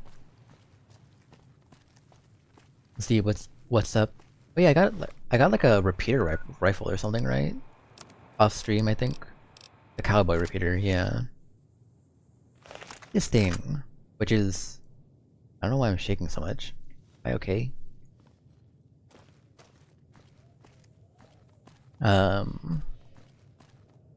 This is one of my favorite weapons in Hunt Showdown, actually.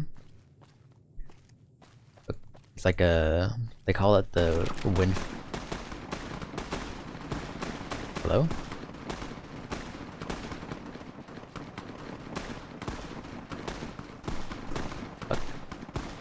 What's happening? Can I kill people? I want to kill people.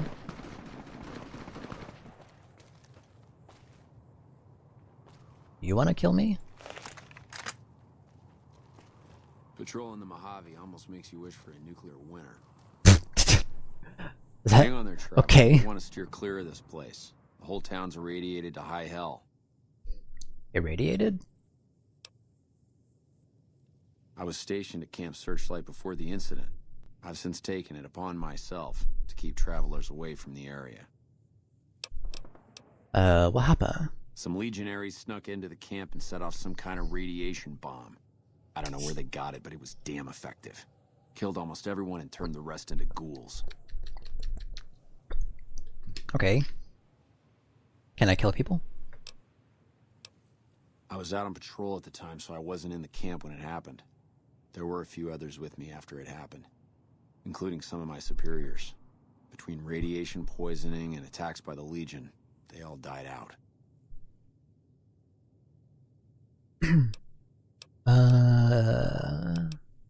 I don't know, unfortunately. There may be clues somewhere inside the camp, but I'm not about... Okay. Sure. Where should I go instead? Head north toward Novak. Look for a big dinosaur. A big dinosaur? The whole area... Alright. Mostly ghoul. They... That'll be fine. Maybe not, I don't know. I don't know what my radiation resistance is like. Probably F5 to, is it F5 to quick save? How do I quick save again? Quick save. Again, didn't do anything. Quick save is... Oh, right. Glad I did that. There we go. How quickly do I die if I go into a radiation zone? Oh, I seem fine. Oh, okay, well.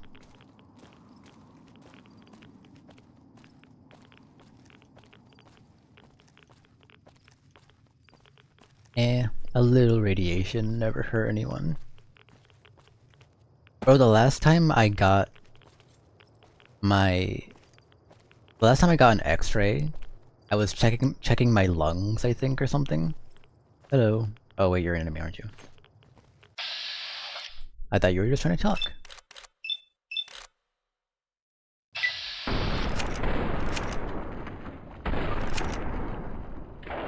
How? The last time I had an X-ray, I was getting my lungs checked, and literally, because I was like, it was like post cough or something. I had like a cough for a very long time.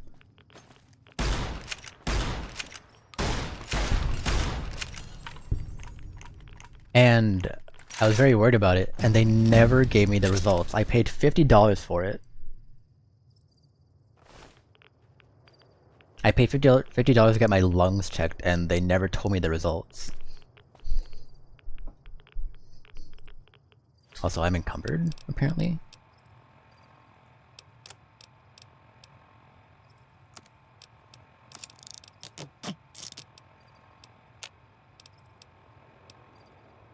Oh.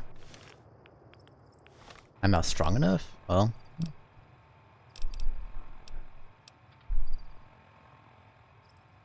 Leather armor. Oh, hello.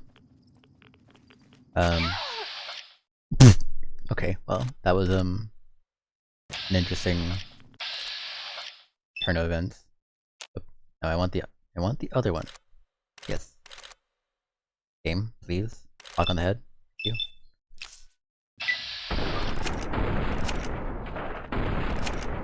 I crippled his head. Naturally. Whatever that means.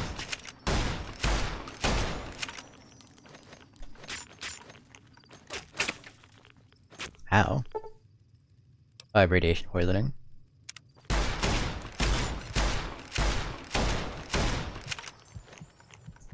I can't, I don't remember how to get back into first person, to be honest. Oh, there we go.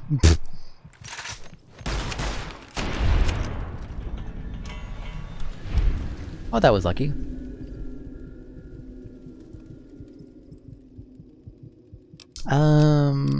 Okay. Oh, with the fist? How do I get stronger then? How do I get stronger that I can use stuff? Is it guns?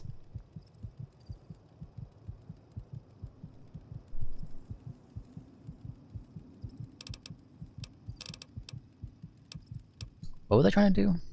Oh, yeah, I think I wanted a little bit of energy weapons because I have like an energy pistol or something.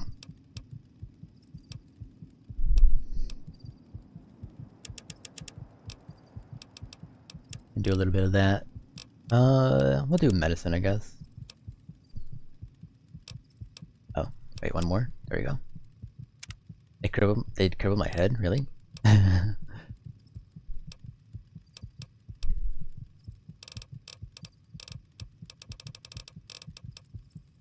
Rank 3. I have a rank 10 somewhere. Oh. 10 ranks. 1 rank, 10 rank. What the hell?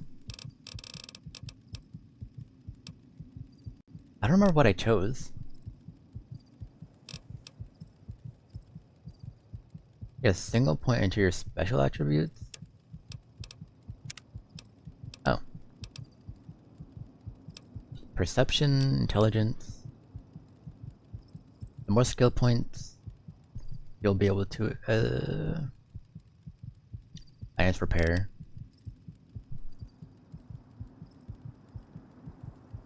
Huh. My heartbeat is very fast.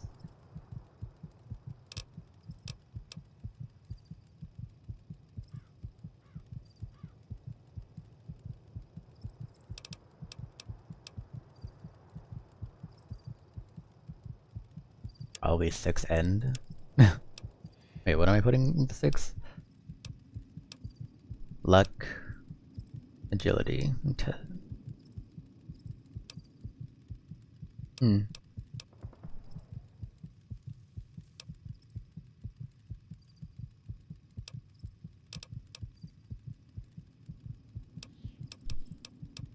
Eh. Well.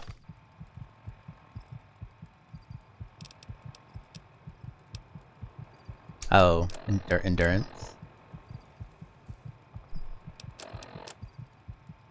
I can do that next time. I can get implants? What do you mean implants? I can get a boob job? That'd be nice.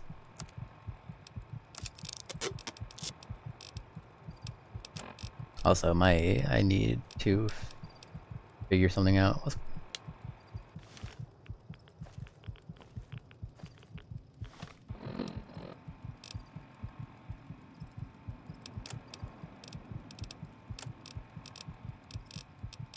I need to figure out what's encumbering me. What did I pick up that's encumbering me? Oh, why do I have metal armor? Oops. Get rid of that. I don't need a triple helmet either. Alright. I'm done getting radiation poisoning. I leave now. Oh, I need like a rad kit or something? I need to go to a doctor.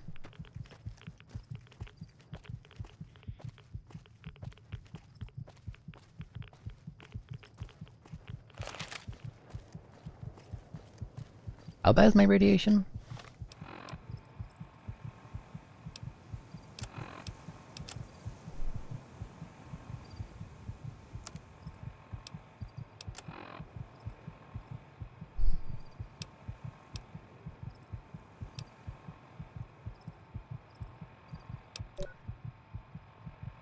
Oh.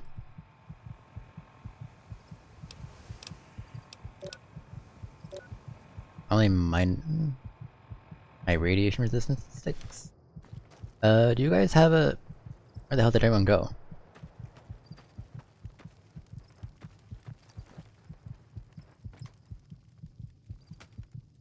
Hello? Everyone was just here. Bedroll? Gun case. Ooh.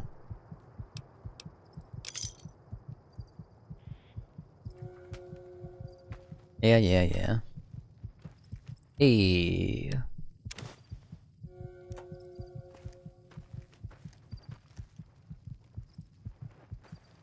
Oh yeah, I forgot that you can... Oh right. What the fuck? No. Literally no one's here. Who's gonna stop me from sleeping in a bed? Ooh, cowboy repeaters.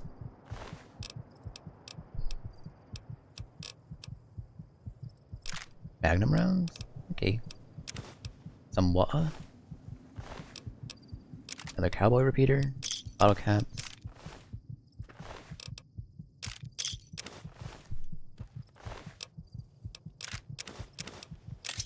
Machete. Maize.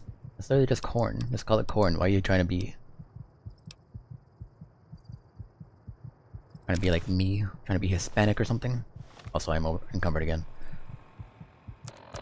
I need to go back to my town and just put stuff away.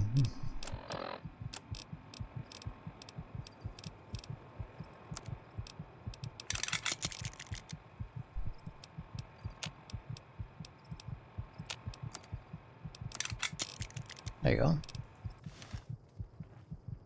Let's head back to my town and sleep.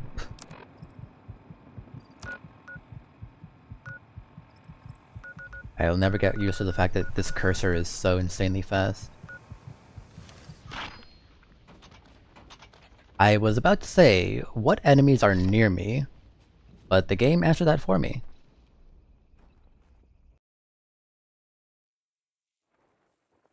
Well.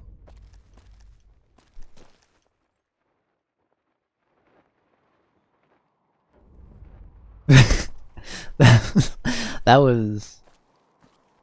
very interesting.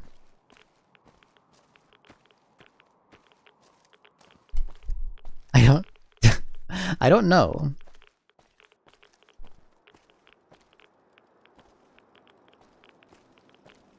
Well, I guess I have a chance to kill them all without getting so badly damaged this time. Wait, hold on.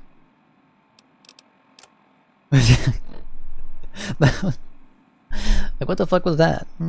Also, this said restore all body parts. I guess it did do that, but it didn't heal me. Huh. I thought it would have healed me. Not just restore me. So let's try this.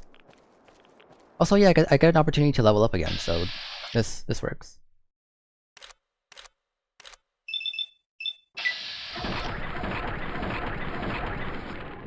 Nice aim.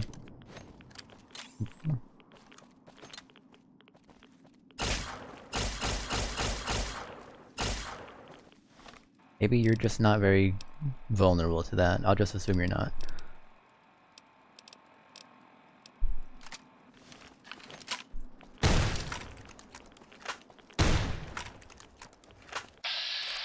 Oh, hello. Oh, that was interesting.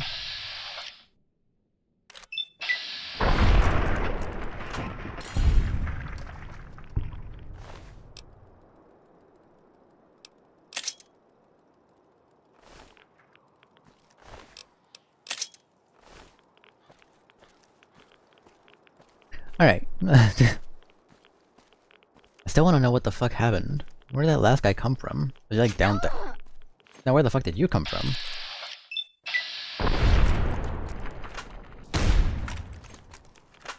You guys are fucking weird.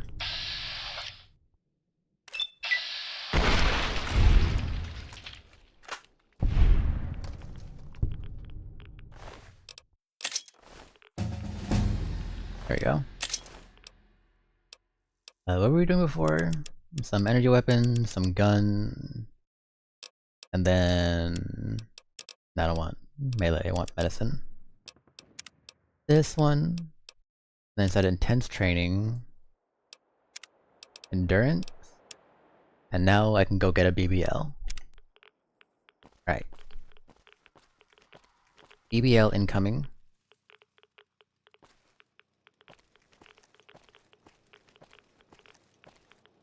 Where the fuck is that last one? There's nothing on my radar, is there? Oh, there's the radiation poisoning.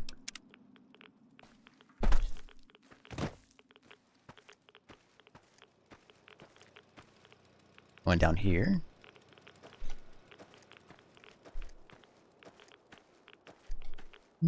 I missed this game. I forgot how fun this game was.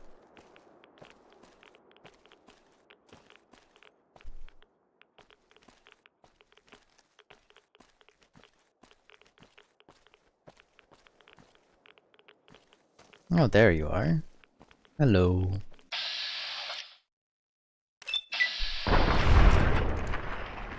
It's a little bit more than crippled, but I'll take it. Oh, hello. Hideous creature. Ow. You radiated my limb.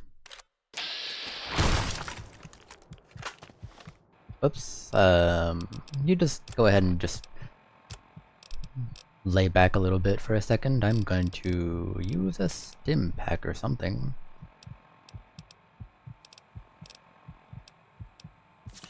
Yes, stim pack, very good. Ow, I don't appreciate that.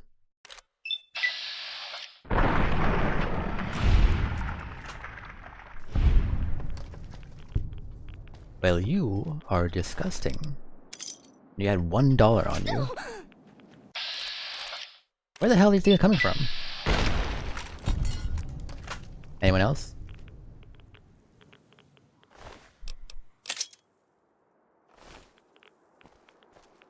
Wait, what gives you more health? Hello? Anyone else want to jump out of nowhere? Wait, there's a blip over here.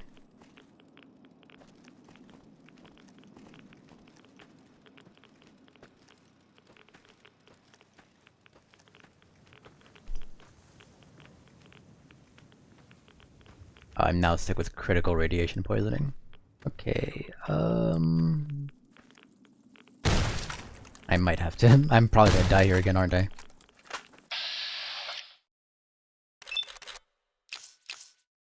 Hey. No, stop clicking his claw. Click his fucking... that. Whatever that is. That did not do anything. Oh, that's why I'm slow. I'm... over encumbered? Somehow?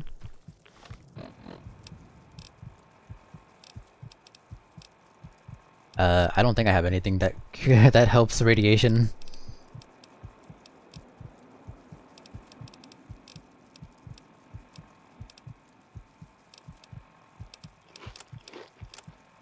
I drank something apparently. I didn't mean to. Plasma pistol. Laser pistol. Hey. Okay. I'm over encumbered and cannot run. Probably the end of me.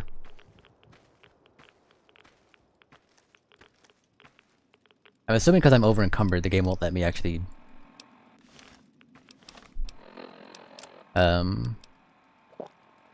drink beer. Oh, what the fuck? How does that work? Can I teleport in the meantime? God damn it, there's still enemies. Is someone gonna stab me in the fucking thigh again?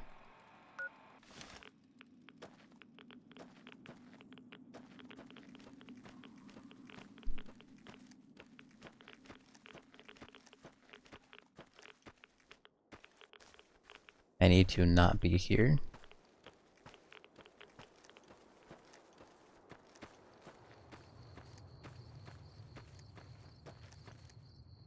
Okay.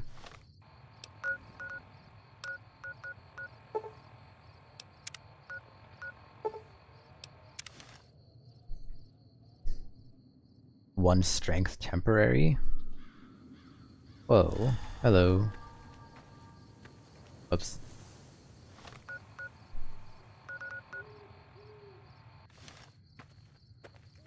Oh. Uh-oh. I teleported to the wrong place. Maybe I have something that can give me more strength, though. What's Rad's 9? No.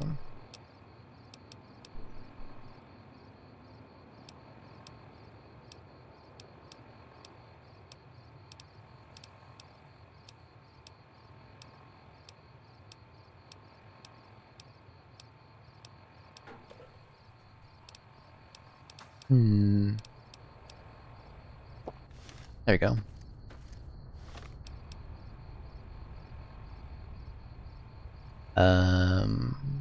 Data. What's going on? Why are you doing this? Game? Why are you doing this? There you go. Oh, is addiction a thing in this game? Someone have a thing you can... Anyone have a place I can sleep or something? Dr. Man over here. I assume this doctor would have radiation stuff.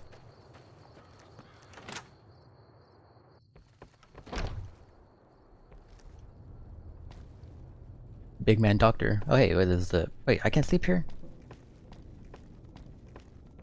You're a fucking doctor. Are you the doctor? Oh, yeah. How are you holding up? Don't. That it?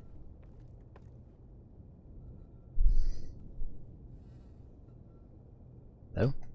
I'm still radiated. You didn't fix anything. How are you holding up? Oh wait. Can you heal my radiation? How many caps do I have? Hold on. I don't want to buy anything from you if I don't know how much... The game won't tell me anything. How many caps do I have?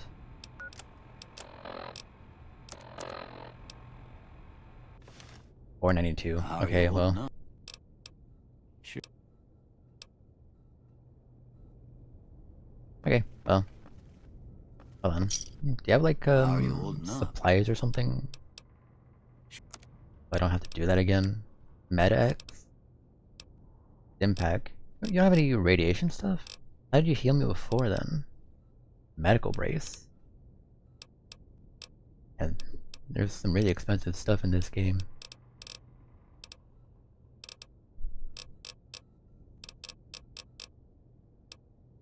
Combat? I have so many combat knives. What the fuck? How much damage is this? DPS 30. Bonus crit. How about you take these? Wait. That's more than you have, isn't it? Yeah, it is. There you go. Well, I got all my caps back, basically, so that's neat.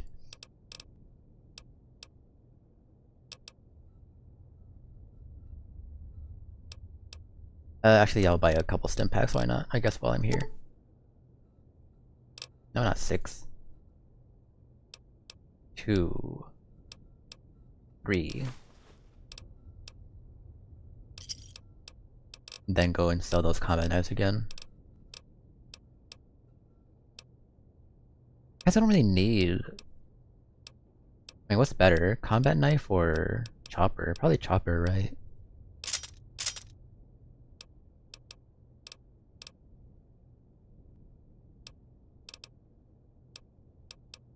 Rag. Laser pistol. Leather armor? I don't need this. Leather belt? Wait, that's not armor. Damn it. I want to put on a belt. I don't need this. Oh, that's too much. Fuck. Give me something back. That's still too much. There we go.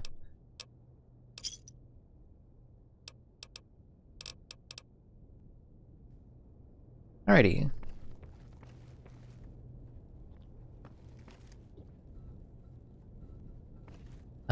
Okay. Oh.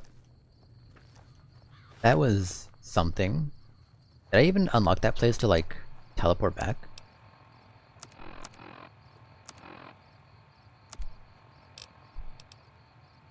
Huh. Data, world map.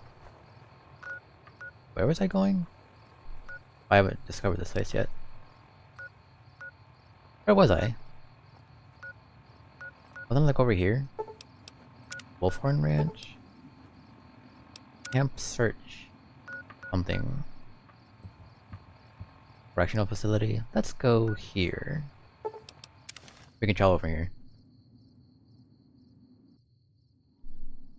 Hello. Where am I? Oh, this is where. Okay. That's where I was before, wasn't it? That's where I got the chopper? Or near where I got the chopper?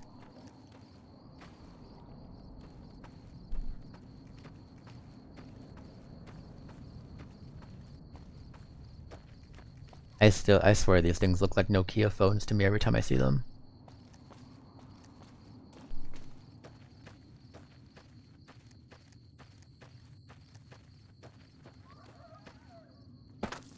Whoa, hello. That was kind of surprising. Let's put my gun away.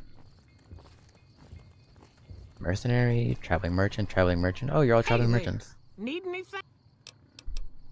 Sure.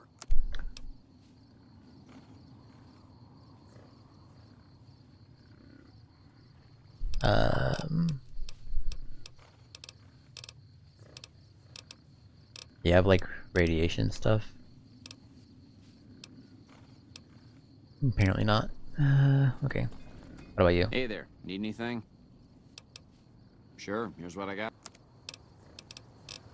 Radiation. And you suck. Prima's a new sheriff. Prima's a new sheriff. That should keep the powder gangers. Oh, you're also a mercenary. Okay, never mind. Hey, by the way, this is what I look like right now. I guess I got like a hat or something. I don't know.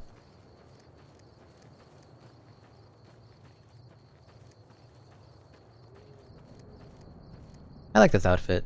It's cute. I need a better hat though.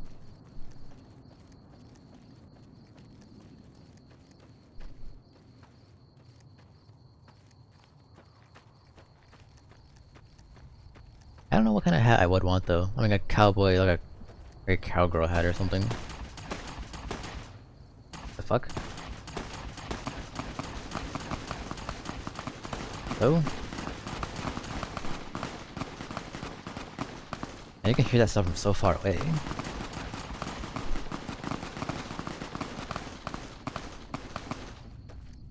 Hello? What's happening?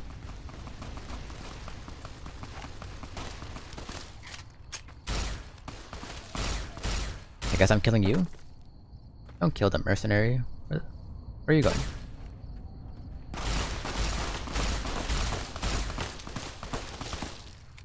Okay. What the hell are you? Why are you wearing a skirt?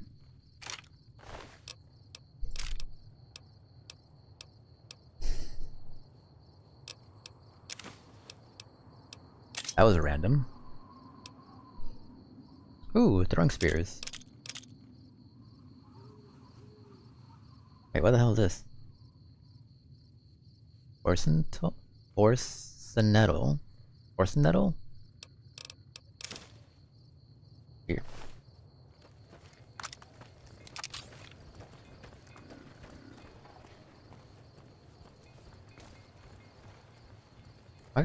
What are these guys? Are these the good guys? Why are they just killing the mercenary? Oh wait, you're the mercenary. Or a mercenary. Dirty water.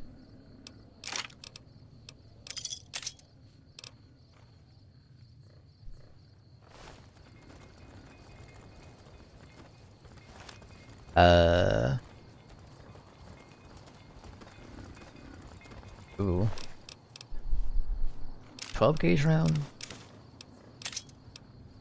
I'm not even close. It's been so long I don't even remember who is who. Grim is a new sheriff.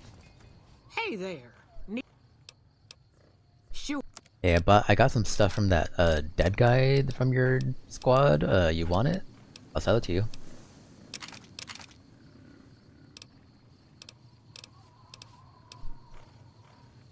I mean, you didn't pick it up fast enough, so...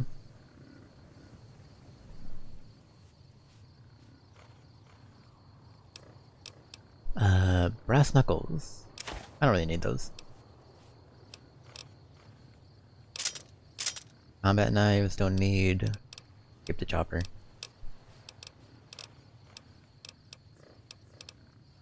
I don't really want the frag mines, to be honest. Oh, that's too much. There you go. As Hey. you keep the powder gangers away. Hey there, need anything?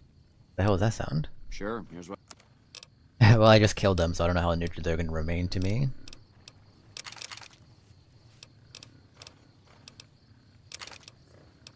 Get rid of all this, I guess.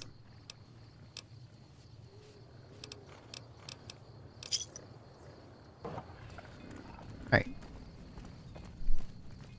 Neat.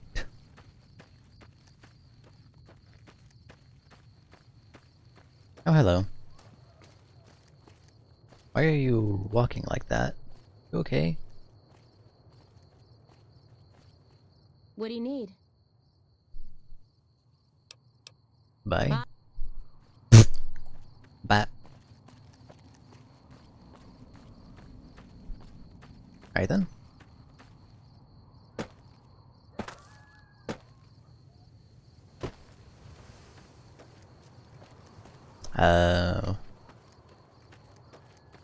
I'm not even sure what quest I'm on, but the game wants me to go over here.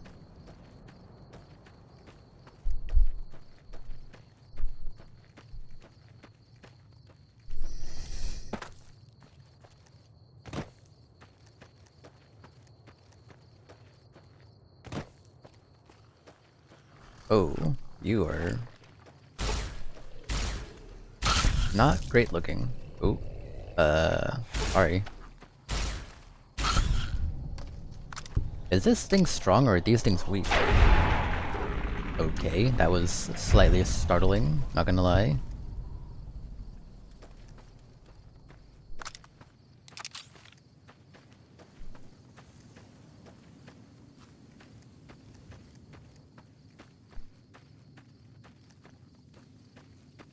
I haven't really been able to test this thing, so I really have no idea how strong this thing is.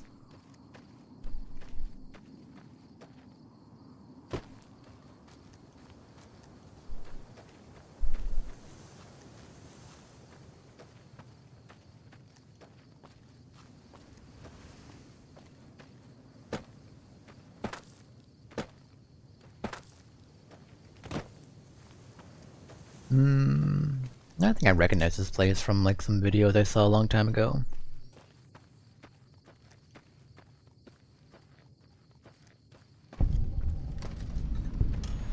Hello. Are you friendly? Is this where I need to be? Close. Who's in here?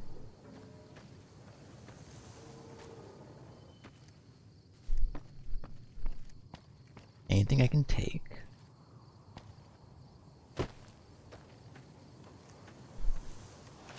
I put that away. Hello. Anyone? Oh, there are people in here. There's a guy in here. Commander Ossifer. Hello. McCarran doesn't like it when civilians wander into military outposts. Ranger Station Charlie. We're responsible for keeping the highway up through Novak civilized. Radio signal out here can be pretty spotty because of all the hills. Sometimes our scheduled up. When it happens enough times, they send someone over to check up on. I'm in no rush. Okay.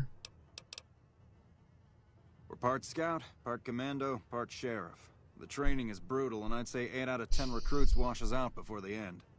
Before you get your ranger badge, you've got to prove you can be quieter than a shadow, and more ferocious than a deathclaw. I don't know what you're talking The about. Rangers, couple dozen. I shouldn't have said anything in the first place. Oh, okay, well. All quiet at the moment. Ranger Beaumont is in charge. Alright then.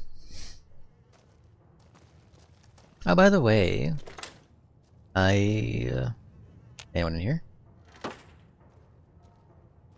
What the fuck? Stealing some piece of trash? I would have called stealing. Alright, well, whatever. I released an exclusive audio on Patreon for those interested. Mommy visiting you in the hospital type audio.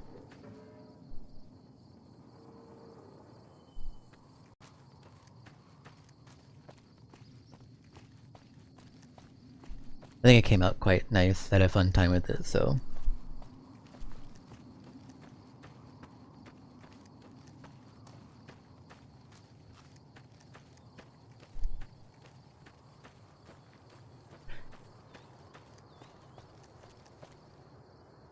Yeah, and just to remember that since YouTube has limitations as far as what ASMR does on Patreon, I'm allowed to be a lot more liberal as far as what I can do. I'm allowed to be a lot more creative. So anyone who like enjoys like kissing stuff and mouth sound stuff, that's generally where that stuff would be posted. Things of that nature.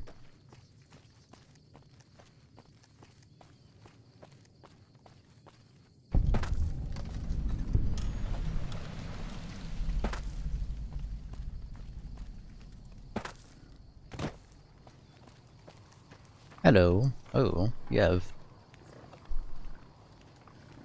are disgusting. Oh,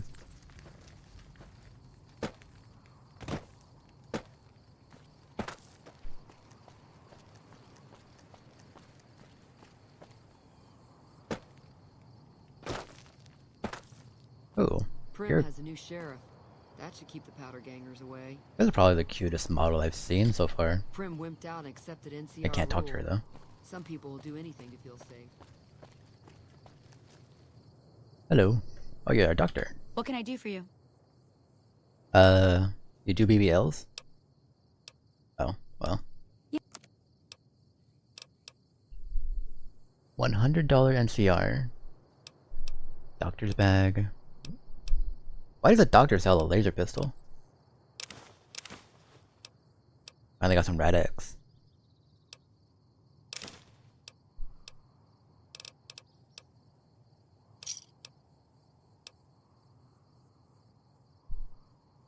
What the heck? Why is this pistol worth so much? Pleasure doing business with you. What's so special about that pistol? It's worth $200. The other ones that I had were like worth like 20 to 40 or something.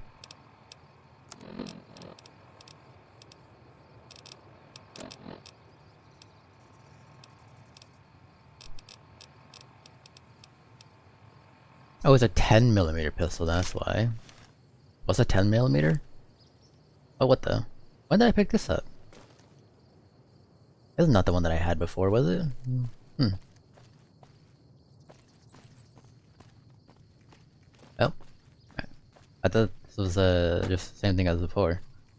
Also, am I in the right area? I think so. No vac. Oh, no vacancy.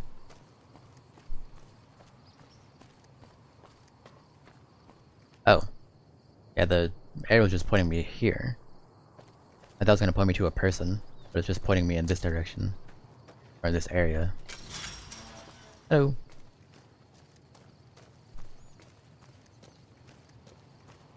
You have a nice looking gun. Can I have it? Howdy. Fine weather for flying. It's times like these that make me miss it all. You're a pilot? Vertibird pilot. 71 missions and only lost one chopper. Rotor malfunction over Klamath. Hard landing, but I walked away. I help folks strip down the more complicated bits of salvage they bring in. Engines mostly. The bits and pieces we take out are usually worth more than the whole thing put together. 4?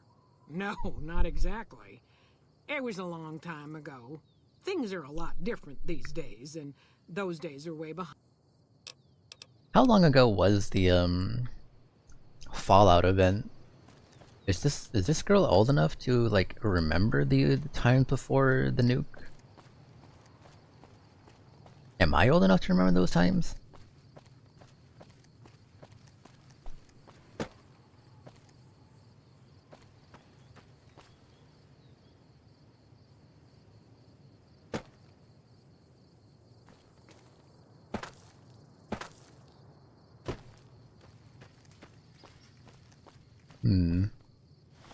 Let's open the thing.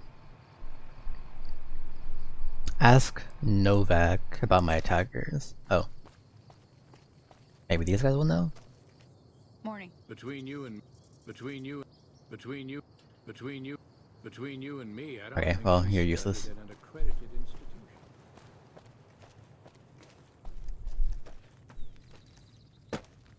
institution. Okay then.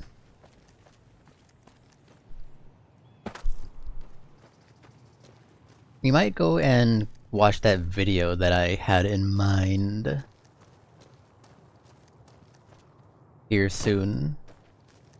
Just cause it's already 8, so we should probably do that. Cause I want to do that. I think it's like a 20 to 30 minute video. For those who remember or played TF2, go ahead and save here. Yeah, let's go ahead and hop over to watching that. I'll go ahead and set everything up. I saw like the first 40 seconds of this video, but when I saw it, I thought it was really interesting, so I just stopped. And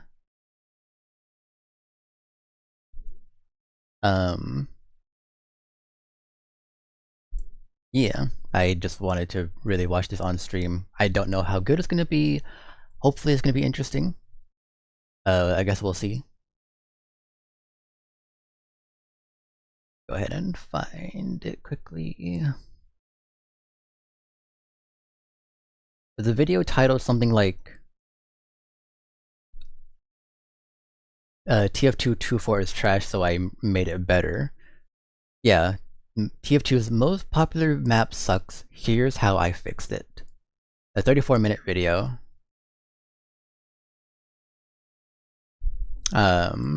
So we're gonna go ahead and check this out. Also, I have a little. I toyed with my settings a little bit so that you can hopefully see the stuff better.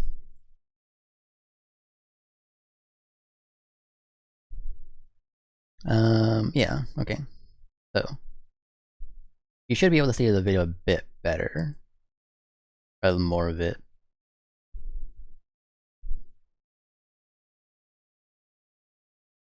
I don't know if that like makes it worse or makes it better. I don't know. You guys prefer this or you prefer it this way? I kind of like it like this better because you can see more of it.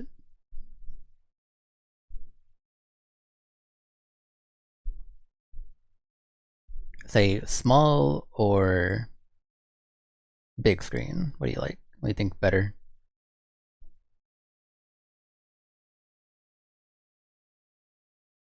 Which one's better? The smaller one? So you can see more of it, of the video? Or you prefer it to be like full screen, but I'm covering more of the video? Small? Okay. Alright. TF2, one of my favorite games. I put in like 1,400 hours, probably closer to 2,000 hours total if we're talking about like the console version as well. This is the most popular map. I love this map. Most of my gameplay is on this map specifically. So we're going to go ahead and watch it. Hopefully, let me just quickly make sure. Second. Okay, yeah. Alright. Let's go ahead and watch this thing together then. Again, I watched only like 40 seconds of this before, so here we go. By far, the most popular and iconic map in the entirety of TF2 is CTF2 Fort. It's the most played map in casual. It's the most run map on community servers. In fact, it's so popular that it's been recreated in literally every single game that has a map creator. It's not a stretch to say that 2 Fort is TF2 distilled down to its core. I mean, the map is literally 2 team fortresses, for God's sake. I think it's one of the best multiplayer maps ever to me because as a map, in any game. 2 Fort sucks. It's got insane sniper sight lines, horribly tight corridors, sentry spots that cover literally every possible route to the objective, a single tiny flank route that's so long it's barely worth taking, massive bottlenecks, nonsensical room layouts. It is incredibly easy to spawn camp. It runs the worst game mode TF2 has to offer, and overall it is one of the most campy and slow-paced maps in the entire game. It's such a— I'll be honest, I don't agree with almost any of that. Well, kind of. The nonsensical, like, thing there is a good point. It usually, the only reason for that to be there is so you can escape from the base faster with the intelligence. That being, like, you have to go into the basement, grab the intelligence, and then leave to your side of the map. And that's how you capture it. I never really thought the sniper thing was a problem, but then again, I guess I was the sniper, so I never thought it was an issue. It didn't seem overpowered to me. The sentry thing is absolutely correct though.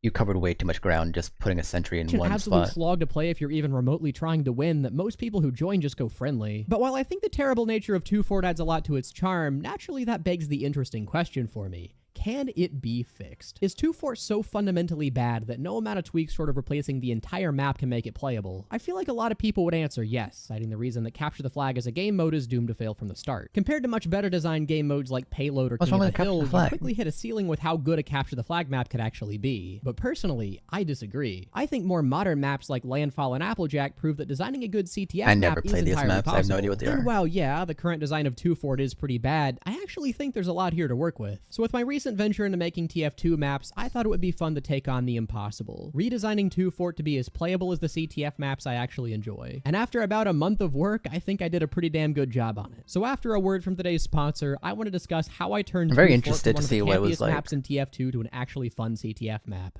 What is This their video is sponsor? sponsored Maybe by I'll allow it. Raycon is an audio hardware company that If it was like one of those like better help or like get help things, which I'm pretty sure one of those like online therapy things has been proven to be kind of not good, but Raycon it's fine enough. offers premium earbuds for prices that don't obliterate your bank account. Their fantastic everyday earbuds are comfy Angie? little I'm not doodads that fit Angie. snugly inside of your ear and have Not some yet. good stuff packed Maybe into I will them. be. For instance, multi-point connectivity, meaning if you have a laptop and phone, you can listen to audio on both at the same time without having to constantly reconnect them. They have 32 hours of battery life, meaning they will stay on for actual ages once you charge them. And even I'll if tell you the forget truth, though, to, I you can tried wirelessly get Raycon. 90 minutes of battery for only 10 minutes. I think of they're the charging. My worst personal favorite headphones I ever feature, though, is tried. the active noise canceling, which effectively dims out the ambient The ones I got were like $80, and they sounded the worst out of almost any pair of headphones I've ever tried, or earbuds I've ever tried. I think Raycon is one of the worst I've ever tried. But maybe I just got a bad pair. I don't know. I'll be honest. Like, sorry person with the sponsor. And hey, maybe I'll get a Raycon sponsor myself. Maybe I'll try a better pair, and it will literally be better. But for whatever reason, the pair I got, one of the worst pairs of earbuds I've ever tried. sounds so you only hear what's I've tried playing like on the 20. earbuds. This is very handy, but normally it's a feature that's hard to find at a good price point. The Raycon everyday earbuds, though, start at only half the price of other premium audio brands. I also I'm just really being like honest. how much you can customize both the earbuds themselves Like, I'll tell and the you- case they come in. I'll tell I you got what. mine If I get a sponsor, it's a sponsor that I trust and that that I actually use. I'm not gonna just get a sponsor, because of the money. Like gamer subs. I've used gamer subs. I can't have them anymore because I have nerve damage that makes it hurt me. Caffeine hurts me, like literally physically hurts me. But I can't. Covered the case in this cool galaxy. That was my skin. one And I experience personally with like Raycon. mine. Now that the weather's warmer, I tend to wear them when I'm walking around my neighborhood every day. The noise canceling goes a long way into filtering out the sounds of traffic, which would otherwise be annoying. If you want a pair of these yourself, you can go to But I've heard so many good things about buyraycon.com/Raycon, Raycon, so maybe I was 20% unlucky. off site It's entirely wide. possible Brought I was to you by unlucky. Raycon. There's no risk to trying them either. If you decide you're not happy with them in the first 30 days, you can return them for absolutely free with no questions asked. They're definitely worth trying out. So first of all, I'll mention that going into everything, I had a couple self-imposed design principles that I tightly stuck to. After all, we're tampering with not only TF2's most popular map, but one of the most iconic maps in multiplayer gaming in general. So I wanted to set a couple guidelines for myself to make sure everything that I was implementing kept the feel of 2 Fort as it is. Because I think 2 Fort is honestly, sorry for pausing a lot. I think 2 Fort is like, it's on the same level of like, what's one of the popular Halo 3 maps? Guardian?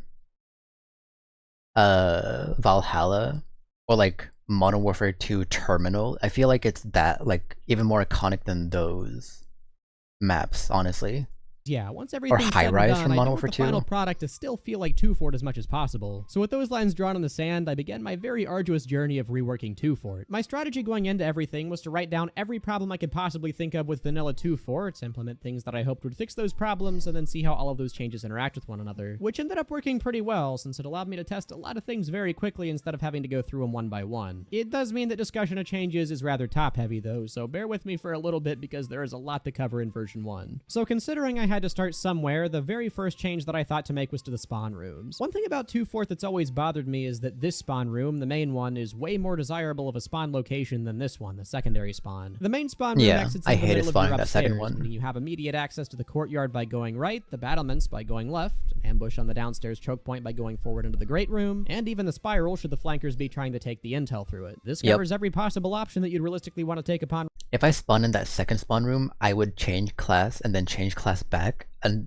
to whatever I was, so I could spawn here, because it was awful spawning in that second one. Respawning. Overall, a very solid spawn location. On the other hand, the secondary spawn room only has 2 routes out, and they're both objectively worse versions of what you get with the main one. You have an exit that puts you directly on the battlements, and an exit that drops you in an awkward position in the downstairs in this hallway. Why these positions suck is that the battlements exit is incredibly easy to camp because of the it's shutter, and hostile. the drop down gives you no viewing angle to camp from above very like the great one hostile. does. The literal only benefits to spawning here are if you want to snipe from a less predictable angle, or if the main spawn is getting camped. That's it. Outside of those incredibly niche situations, it's inferior in every way. In fact, whenever I spawn here, I find myself mashing my loadout preset binds to burn through the spawn location that's to what I get would back do. to the main one. It's such an I arbitrary never thought and to put a needless preset disadvantage on it to be though. put at through no fault of your own, and I can't help but wonder why the spawns are balanced this poorly. So how did I fix the second spawn? Well, it's simple. I removed it. This is the spawn now. Oh. More key mashing to get closer to the courtyard when the enemy team's pushing your intel. Now, I say this is a simple fix, but this does introduce a major problem of its own that would need to be ironed out before all is well. Camping the main spawn is incredibly easy as a lot of classes, and now you don't have any other spawn options in the event that it is. But thankfully, that's a much easier fix than trying to balance two separate spawns and was solved by two very basic changes. First, I added a second side exit that leads out into the courtyard, and second, I replaced the default opaque doors with these alternative doors that have one-way windows in them. That way, if you see a cheeky demo is planning on nuking you the second you leave one door, you can just use the other one. And as it turns out, yeah, these basic changes solve the spawn situation perfectly. Even upon first impression, most people ended up really liking these changes. But not only for the I didn't know he had. I thought this was all theory. I didn't know he actually did it.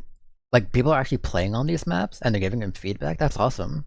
reasons that I mentioned earlier, because on top of fixing the spawn inequality problem, it also accidentally solved the other issue of teams tending to swarm all over their base. With two spawns, you never really know which way enemies are going to come from when you're attacking. You can very easily be flanked from the battlements when you're trying to get through the downstairs bottleneck, which is something that I noticed made the map a lot more campy overall. So yeah, overall fixing the spawns was a very positive change to make. Oh, and for those wondering, this is what the second spawn looks like now. I wasn't sure what to do with the battlements in this version, Yeah, so I that just makes left it as sense. a dead end with health and ammo packs with the intent of spicing it up later. Next up is the courtyard, which was slightly redesigned with the intent to accommodate the new spawn changes. The main addition is this new path on the side of the courtyard that aligns with the second spawn exit. Now, aside from the fact that it looks fine I visually, like that. It looks really average nice, 2-4 actually. players may notice a problem with this being here. This effectively hands the courtyard to the defending team for practically free, since on top of being a fantastic sentry spot on its own means that a lot more people will be constantly pouring out a spawn yeah. here. Got Which, yeah, destroyed was there. certainly a concern at first, but after thinking about it a little bit more, I realized that honestly, that's something I'm completely fine with. I think it's fine to have certain areas of the map be inherently easier to hold by the defending team, especially if those areas are right outside of your own spawn and the enemy team doesn't have to push through them to get to the Classic objective. pyro Of course, the stuff. problem with normal 2 Fort is that, yeah, you absolutely do have to push through the courtyard to get to the objective, but that's a much more fixable problem that I'm willing to endure if it means sorting out the spawn situation for good. Other than that, though, the only other adjustment that I made to the courtyard was flipping these stairs to allow attackers to expose themselves less when pushing in. This didn't end up making a huge difference, but I definitely noticed it when certain sentry spots were being used, so I'd say it was overall a positive change. And yeah, despite some people's reservations, these changes all ended up working perfectly fine and were all untouched through the rest of the versions. Okay, so in order for you to understand my thought process on the next few changes, we first need to look at what I've done to I really want to try this. Maybe I should install TF2 soon. I think a community, like eventually a community thing for TF2 would be neat.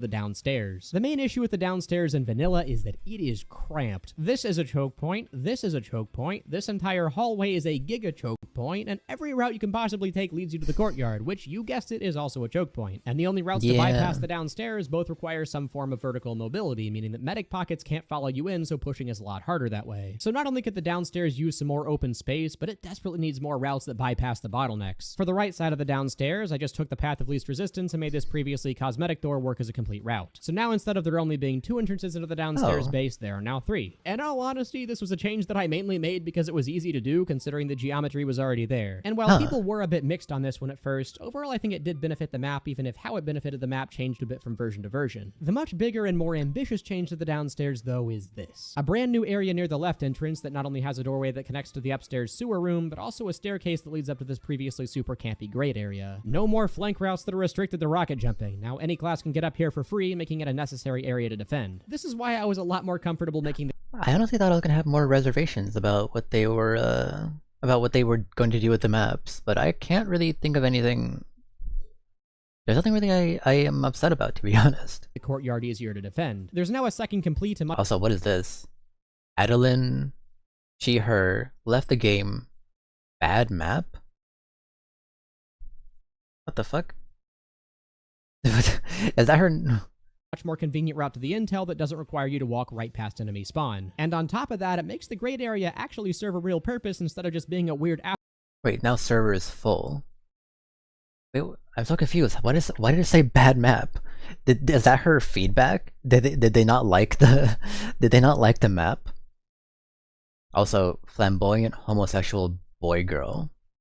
Alright, well, wear it on your sleeve. Just tell everyone. Be proud of it. I love the names that people have in TF2.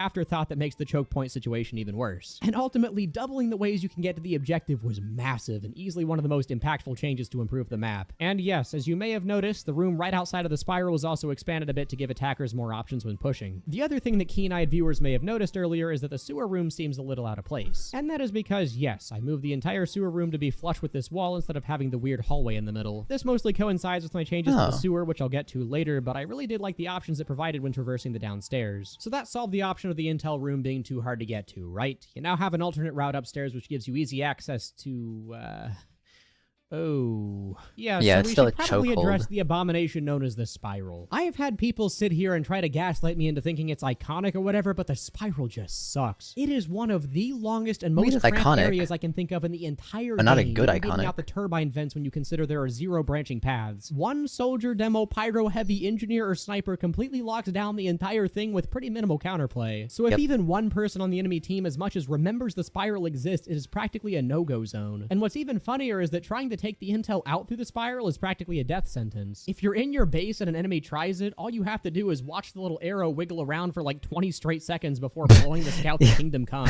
I genuinely cannot fathom what they were thinking by designing it like this in the first place, which ultimately led me to the pretty easy decision that the spiral had to go. It just... I mean, I wasn't 2-4 in the original Team Fortress game. I mean, I feel like they just revamped one of the previous maps quite heavily, if I'm not mistaken, because I played the original Team Fortress like way after its prime, though. I mean, it just there are a lot of things like this that were definitely like, it was definitely out of its prime, but they wanted to reserve it or conserve it, I think. Did. There is no way to make this enticing to push into. So the spiral is now gone, but before you yell at me, let me show you what I replaced it with.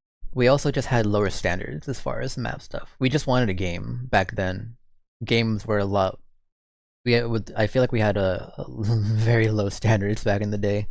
This is the new spiral, or as people referred to it as the stairwell. It's identical to the spiral in purpose, but on top of being a lot shorter and more open, it is way more interesting with how it uses verticality. Instead of being a long straight hallway in which any class can defend for completely free, you now have to put some consideration into how you're fighting in there. It also has this drop down at the cost of a bit of your health if you need to get to the intel room quickly, That's pretty which you neat. can now refill by the new packs on the landing. And overall, I think out of every change that I made to 2-4, this is one that I'm the most proud of. I tried as hard as I possibly could to replicate the aesthetics of the spiral here. I even went as far as to keep this demonic bit of geometry on the ceiling to give it a more rounded look, but this was pain to work with.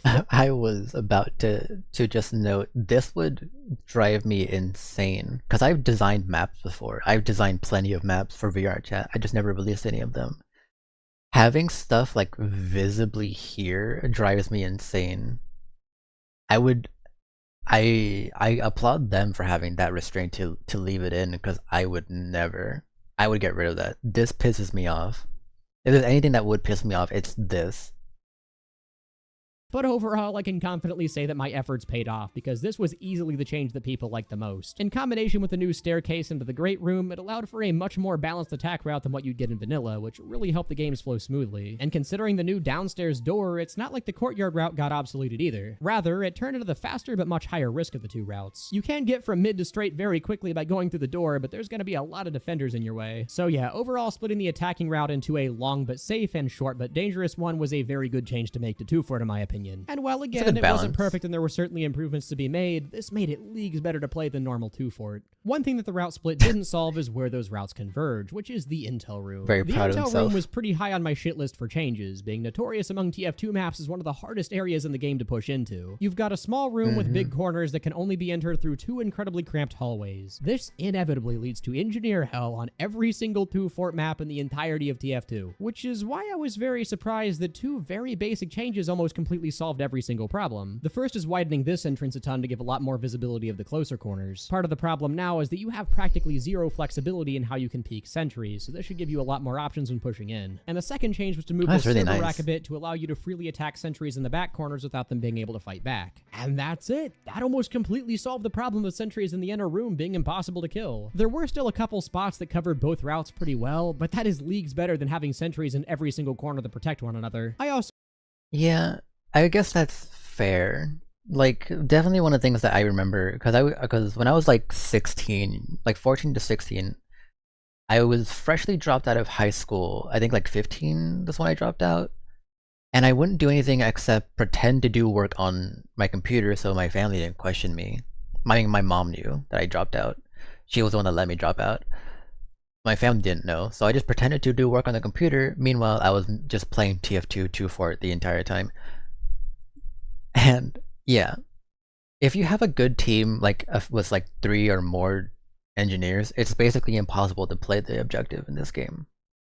There's very specific spots that just make it impossible unless you have an insanely coordinated team, which you're basically never going to have that unless you're like a regular on a server with friends, basically. So of course remove the downstairs spawn, which was unfortunately a much more controversial change than I expected. Aside from benefiting engineers extremely well, the biggest problem with it is that it had a one-way door with infinite free health and ammo on the other side. Every single time I push the intel room and there's a soldier or demo there defending, they just pop into the intel room and peek out to kill me. It is the most unfun interaction ever, and the only people that were sad about me reverting it are the people who like to abuse it. But overall, these changes did a lot to help the intel room situation and made it a genuinely interesting battleground. Generally what would happen is that attackers would push in from the stairwell side and defenders would push in from the courtyard side, which led to a lot fewer annoying interactions on stairs, which is nice to see. As with every other change that I've discussed so far, the intel room wasn't perfect, because there were still a few strategies that people found to make it a chore to break into. But it easily took it down from a 9 out of 10 difficulty to push to like a 5 out of 10, which is a massive improvement. So now we've reached the final changes that I've made to 2 Fort, which were to mid, and oh boy, these are going to be quite the jump scare if you've not seen it yet. So here's normal 2 Fort mid.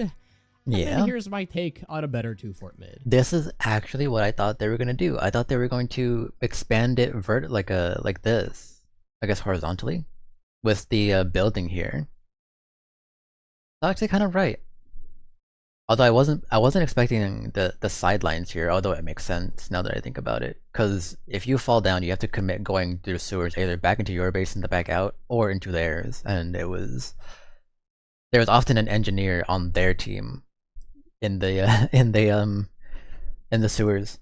Oh my god, Great Blue removed the bridge, kill him with hammers. Before you yell at me too much, let me explain why I did this. Something I'd done a lot before working on 2 Fort is analyzing what makes the good capture the flag maps actually work. Clearly there's gotta be something separating the fun maps like Applejack and Landfall from the hell that's 2 Fort and Turbine, so my question is what exactly that was. And one of the patterns that I found is that mid on the fun maps is an actually enjoyable place to fight in. In fact, vanilla 2 Fort probably without exaggeration has the worst mid out of any map in the entire game. By far the biggest problem with it is that the entire thing is sniper hell, which the only way This is why I loved it though. I was a sniper. I was a sniper and a spy all the time.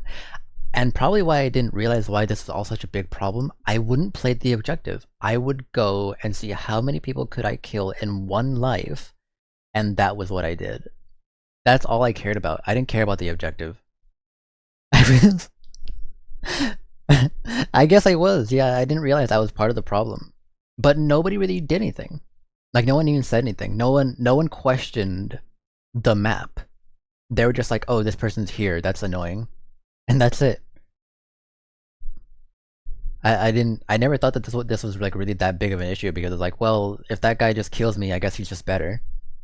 But I mean, that's kind of true to an extent, I suppose, but way to bypass is through this singular cramped bridge. Way too many of your lives consist of you instantly getting domed the split second you peek in the mid, or just cowering and not even doing it in the first place. This just has to go. I don't care if it's part of 2 Fort's identity or whatever, it makes the map unplayable. This was always so funny. Sniper main. So yeah, sorry sniper mains, but you have had it too good for too long. That is getting fixed without hesitation. The biggest problem that I ran into trying to block I was part of the problem, though, is that the default 2 Fort bridge model is sloped parallel to the battlements. And because the best sniper spots are on the sides of each battlement, I'd have to make it comically large to block anything at all. So the easiest solution that I could come up with to not only widen the bridge a bit, but also to block the sight lines, was to create a brand new building entirely. And ultimately, this is what I came up with. It's partially inspired by Applejack's mid building and partially by Wells, both maps that people generally like the feel of. And considering the circumstances, I think that I came up with a pretty good solution. Again, I did as much as I possibly could to keep the feel of the original bridge, although there's only so much you can do while also making it check every box that it needs to. And in case you're still not convinced that's a good idea, know that nearly all of the playtest playtesters love this change. I know it's weird and different and scary, but you cannot argue with results. So even if you're someone that lives and dies by every single part of 2 Fort being iconic or whatever, take solace in the fact that you're not going to instantly die when one of your head pixels enters the battlements. That was not the only change that I made to mid, though. It solves the most important problem but leaves like 20 others. The first of which is that vanilla mid is microscopic when considering how much room you realistically want for a team fight. So I started by expanding mid horizontally a bit and adding these standing areas that jut out from either side, which was good at creating room and connecting to the downstairs entrance, but it still left the problem that you're forced to cross the bridge to get to the other side. So I decided to add smaller bridges to the sides of mid to give alternative options that have less cover but are generally more out of danger. From these bridges, I added stairs that go down into the water, that way you can actually climb back out. It looks so clean as well. As adding these fences nearby to prevent snipers from having free reign of the entire map. The bridges worked, Wait, hold I on. suppose. Does that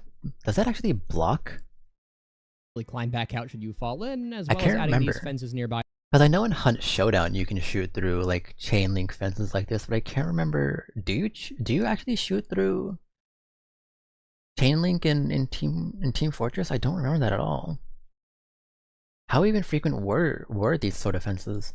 To prevent snipers from having free reign of the entire map. The bridges worked, I suppose, though you could definitely feel they needed improvement for the reasons that I'll discuss in V2. And just for fun, I made the area under the bridge a little pyro shark spot with some health packs similar to what Kong King has. This definitely comes closer to the category of unnecessary change for the hell of it than what I've done in this version so far, but the alternative was to leave the entire pool completely empty, which looks fine in vanilla, but considering the added size just does not look right here. So I might as well pick the lesser of evils and make it interesting, playing into what people already like about it. Which at the end of the day didn't make much difference. I think the only real use that it got was as a cheeky teleporter spot because most people didn't go down there unless they needed health. Which, oh yeah, there actually is one more area of 2 Fort. If you were paying any amount of attention earlier, you probably noticed that the sewer entrances aren't where they're supposed to be. In vanilla 2 Fort, the sewers are very functional, I didn't notice that actually, but they are lame as hell. It does have the benefit of being able to get from one base to the other without ever being exposed to mid, but it takes so long to get from one to the other, and you're still just running through a cramped hallway the entire time. And it's not like you're free from sniper purgatory either, because they still have 2 really good angles that can shut down the sewers entirely. So ultimately that leaves them in a very awkward position, since with mid being a lot more playable, we no longer have the problem they exist to solve. But I didn't just want to remove them either, so I retooled them into a niche but functional flank route that's accessible directly from mid. The main way that I did this while also nerfing the sniper sight line was shortening the tunnels in literally any way that I could, which, if you recall earlier, also meant moving the sewer stair room a bit closer to the rest of the downstairs, which was definitely a good change to make, because while the sewers aren't always useful, they can definitely be a clutch way to enter a heavily populated mid or enemy base undetected. And because the little server room down there is untouched, it still makes for a fantastic teleporter spot should you want to flank. The reason I moved the entrances to the sides instead of directly under the bridge is because I wanted there to be more interaction with the people using the sewers. In vanilla, you literally never see the people using the sewers unless you're also in the sewers yourself, which does make them very safe, but as I mentioned, we don't really need the safety that provides anymore. So offsetting them horizontally was more of a placeholder change that worked way better than expected, and I never really felt the need to adjust it further.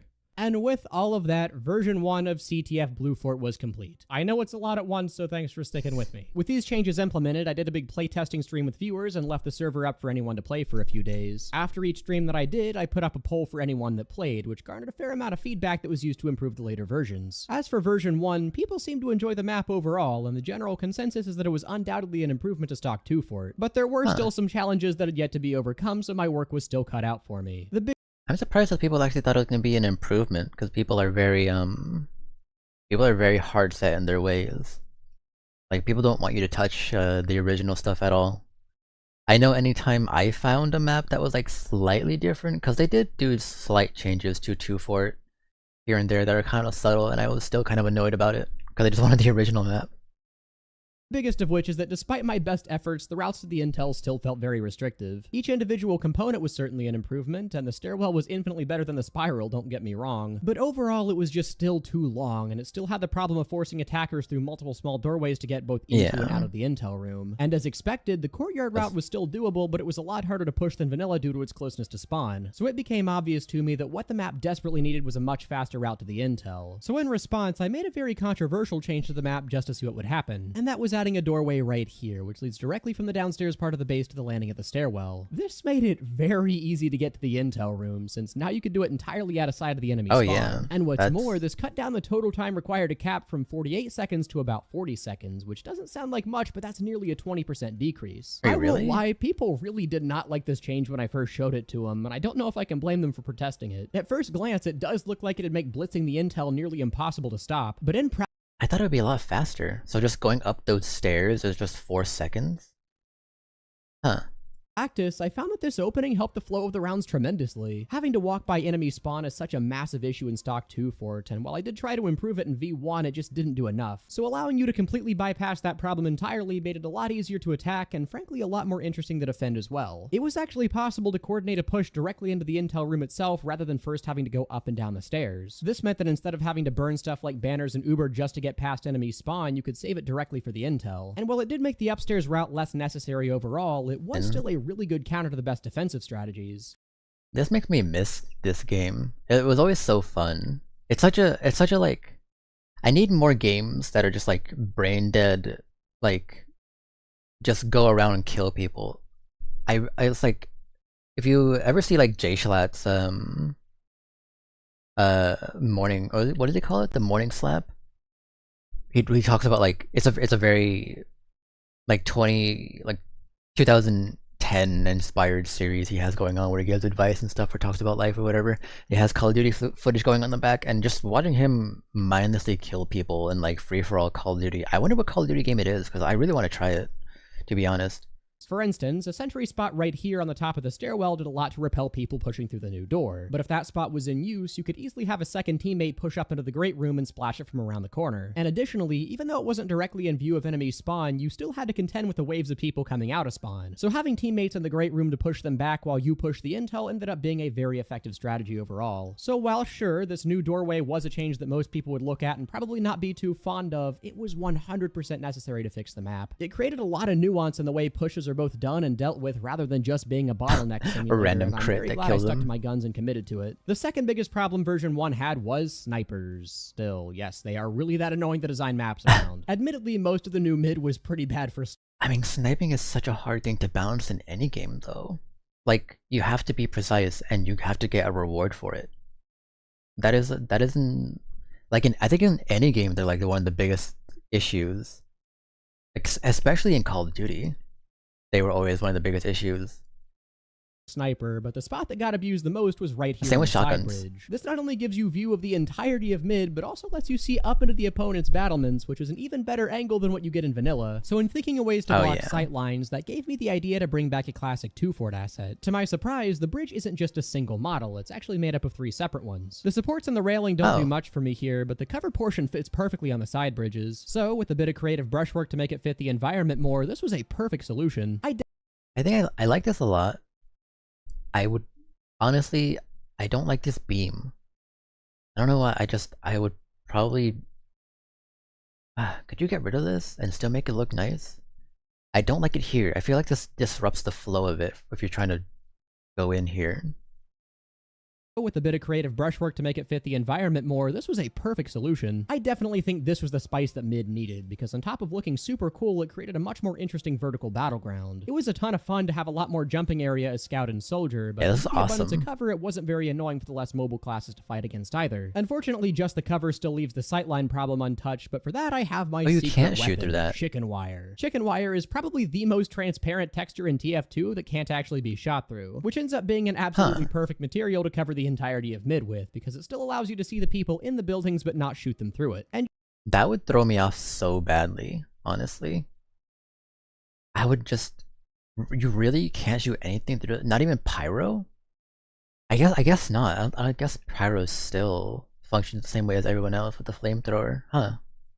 perfect material to cover the entirety of mid with, because it still allows you to see the people in the buildings but not shoot them through it. And just for good measure, as well as because mid was a lot more barren than I'd like, I added a lot more props around mid too. This cleanly fixed the sniper issue incredibly well, and for the rest of the playtest, he was still decent but not incredibly dominant. Hooray. Overall, these changes made mid feel a lot more complete and fun to fight in, which again, considering my goals for the map, was very nice to see. The third change is another one that's also a bit controversial, but as with the previous few, it was very necessary based on how the rounds tended to play. way. On each of the battlements, I added a one-way door that can only be opened from I the like this, inside. though. This was meant to solve two separate issues. First, the lack of a second spawn meant that soldiers and demos could continuously farm some pretty cheesy kills by jumping onto the battlements and spawn camping. Yeah. But second, I noticed a lot of people would camp on their battlements instead of properly fighting at mid, just ducking back into their spawn to heal whenever they took a bit of damage. Which ultimately, while it was a good strategy, in the spirit of encouraging team fights at mid, it wasn't something that I wanted. So by having the one-way Makes a lot of door, sense, you're now actually. committing a lot more to fighting at mid by going out into the battlements. Reception to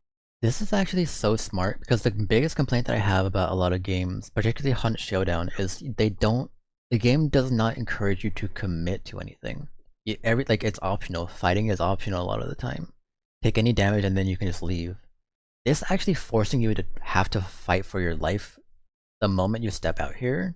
And of course you have to step out here in order to just play the game generally. I would have never thought about this. encouraging team fights at mid, it wasn't something that I wanted. So by having the one-way door, you're now committing a lot more to fighting at mid by going out into the battlements. Reception to this was mostly positive, but some people disliked that you now had to have a teammate let you back in if you were trying to retreat. Which That's sure fair. was a bit annoying, but it was a pretty funny aspect of team coordination that I think it's Yeah. overlooked on a lot of maps that use one-way doors. The final major change in V2 was following up on something that I did in V1, and that is making the other side of the battlements more interesting than just a dead end. The dead end, while technically functional, was not intended to be the final state of the battlements.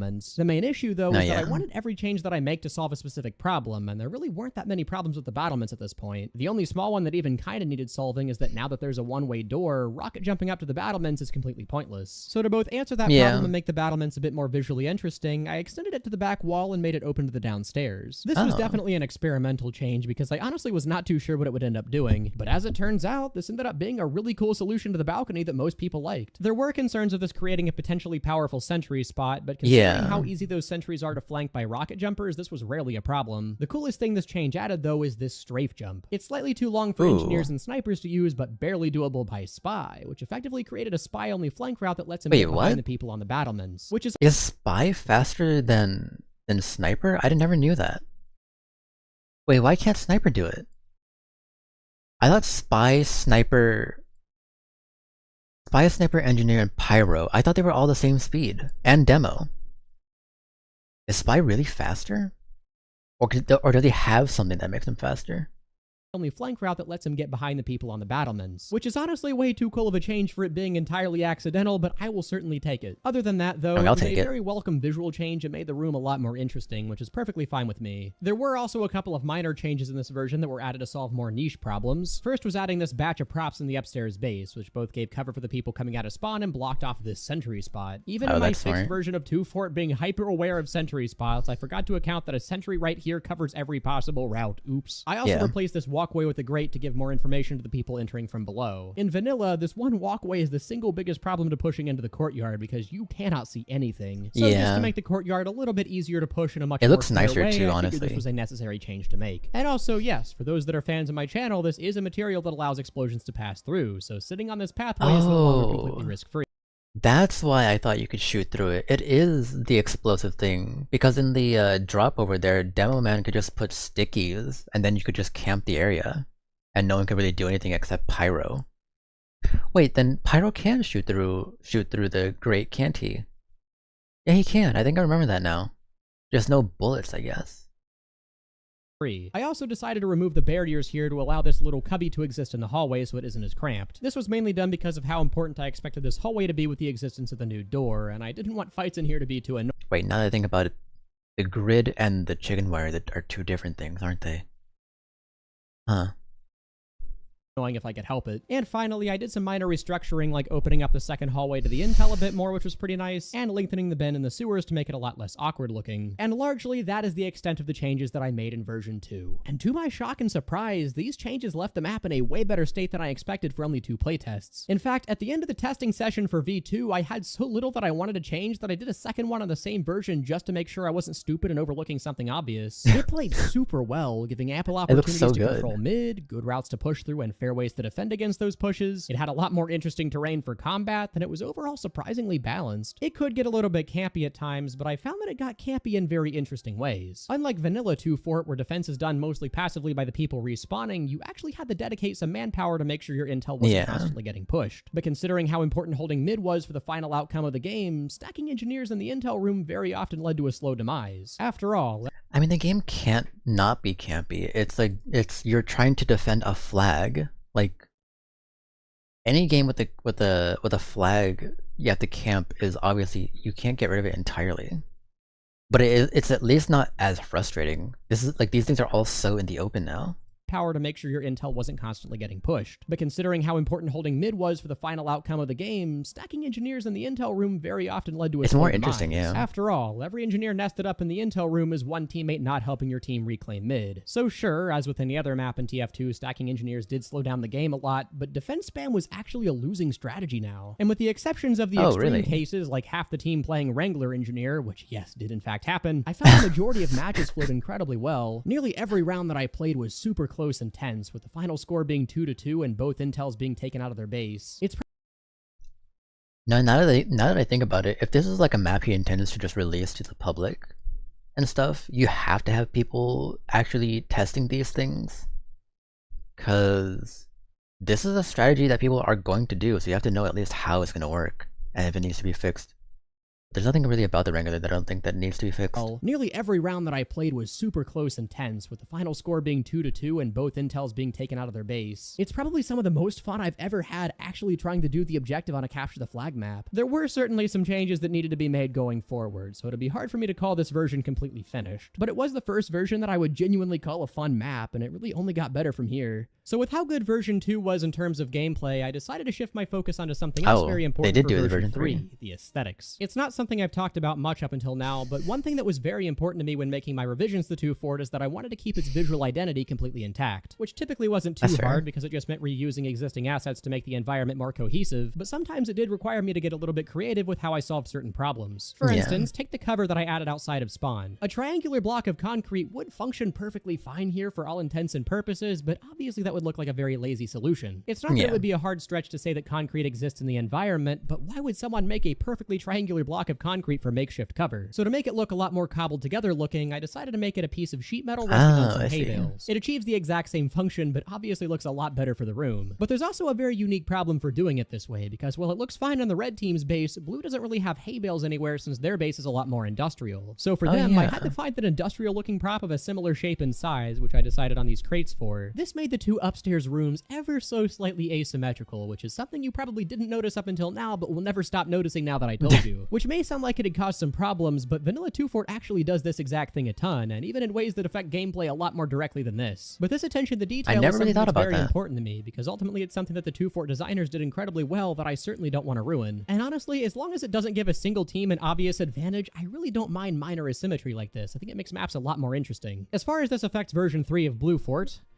well, it really doesn't. I just didn't have anywhere else to talk about it. But it does relate to the thing that I spent the most time on, which is a very specific bit of detailing that was missing from the first 2 versions. If you play a lot of stock 2 Fort, you may have noticed that something seemed ever so slightly off about the environment. And if you're a real 2 Fort enthusiast, you may have even picked up on a few specific instances of missing detail. As a result of imperfections caused by decompiling the map, the version of 2 Fort that I started editing had all of its overlays removed. An overlay is basically an image texture you can put directly onto an existing surface. Most of TF2's overlays are stuff like signs, team logos, arrows, random bits of grime, all stuff you'd naturally find on a wall. They're not much on their own, but by comparing what the game looks like with and without them, you can definitely see how much subtle detail they add. So because they were missing and I really didn't want them to be, most of version 3 was me painstakingly re-adding these things to the map. Now, despite just being detailing, it's not entirely cosmetic. Overlays do serve a very important purpose on the map that you may have never paid attention to, and that is highlighting the location of health and ammo packs even if they're currently on cooldown. For instance, even if I know nothing about the map that I'm playing on, I can walk up to this wall and immediately know that I'll get health and ammo if I wait for long enough. And similarly, even if I know the rough location of health packs, it helps me know exactly where to stand if I'm burning to death and need healed immediately. Again, this wasn't a major change in terms of how long it took me to implement, but it does go a long way into helping the map feel more intuitive for first-time players. The other major visual change that I made in this version was replacing this doorway with a broken wall. As a few viewers had pointed out, a proper doorway here would be a massive security flaw in an actual base like this, and really wouldn't make much sense to be here intentionally. So having it look like it was forcibly entered or just part of the base falling apart makes a lot more sense contextually. visually. Again, it's a very minor thing, and I'm sure I'll get some jokes about nitpicking, but cohesive visual design is honestly a very fun thing to consider this closely. As far as the actual gameplay changes go for V3, there was really only one big one with a couple of minor ones. The big one was redoing this area outside of the broken wall, because as it stood, it was very claustrophobic. I figured turning it from a hallway into more of a room would make it play a lot better, because at least then you'd have a little bit of room to dodge explosive spam. I also decided to shift the doorway in the sewer room so it faced the broken wall instead of the rest of the downstairs. This made it a bit harder to defend, since now attackers could come from 2 different directions instead of being funneled through the same hallway. It also shut down the nasty sentry in the hallway strategy, which was one of the most annoying things about the new route. For the smaller changes, I added a window near the one-way door, since apparently demos could just sticky camp from the corner completely out of sight. Funnily enough, the main benefit this had was as a nice teleporter exit spot to completely cheese the one-way door. Like I said, leaving the door one way created some very interesting opportunities for team play. I also added a bit more peeking room at the bottom of the stairwell leading into the intel room, since a single wrangled sentry was a nightmare to deal with otherwise, and I did something a little bit riskier in decreasing the base respawn time from 10 seconds to 7 seconds. This was mainly done just to see what would happen, and I hoped it would be a slight convenience to the people playing and not much else. Unfortunately, it made it way too hard to cap because the amount of people you had to contend with coming out of spawn increased significantly and was promptly reverted in version 4. So yeah, overall version 3 just improved on everything that worked in version 2 without having any wheels to reinvent. And had it not been for the lower respawn times making pushing really annoying, this easily would have been the most fun version. So that brings our journey to an end at version 4 and the final version, which for all intents and purposes were completely identical minus some visual fixes. Between these 2 versions, there were really only a couple minor gameplay tweaks to help curb certain annoying strategies. The first was replacing these concrete pipes in mid with a variety of taller cover. This was mainly done because it's really annoying you can't actually shoot through them, even though it totally looks like you can. But they were also abused by scouts as a very easy way to get on top of mid without having to run any movement items, which did become frustrating to fight after a while. And change 2 was unfortunate but entirely necessary to make, and that was putting a no-build zone on the roof of the mid building. I'd not mentioned it up until now, but building a sentry on the roof was a very prominent strategy people used to control mid. And that reminds me. There used to be a glitch that was in a PC version. I think it was only PC version because I'm pretty sure you needed the Wrangler, where you could shoot yourself in the leg so that you rocket jump, and then you're literally just floating like 2 stories above where you should be able to walk, and you can build up there, and then your sentry can still from there shoot down at people like freely. There's nothing blocking it, even though you're walking on something. The game doesn't register it as something that you can't walk or like shoot through, I think. But I never that's interesting. I still never really thought that this would have been an issue.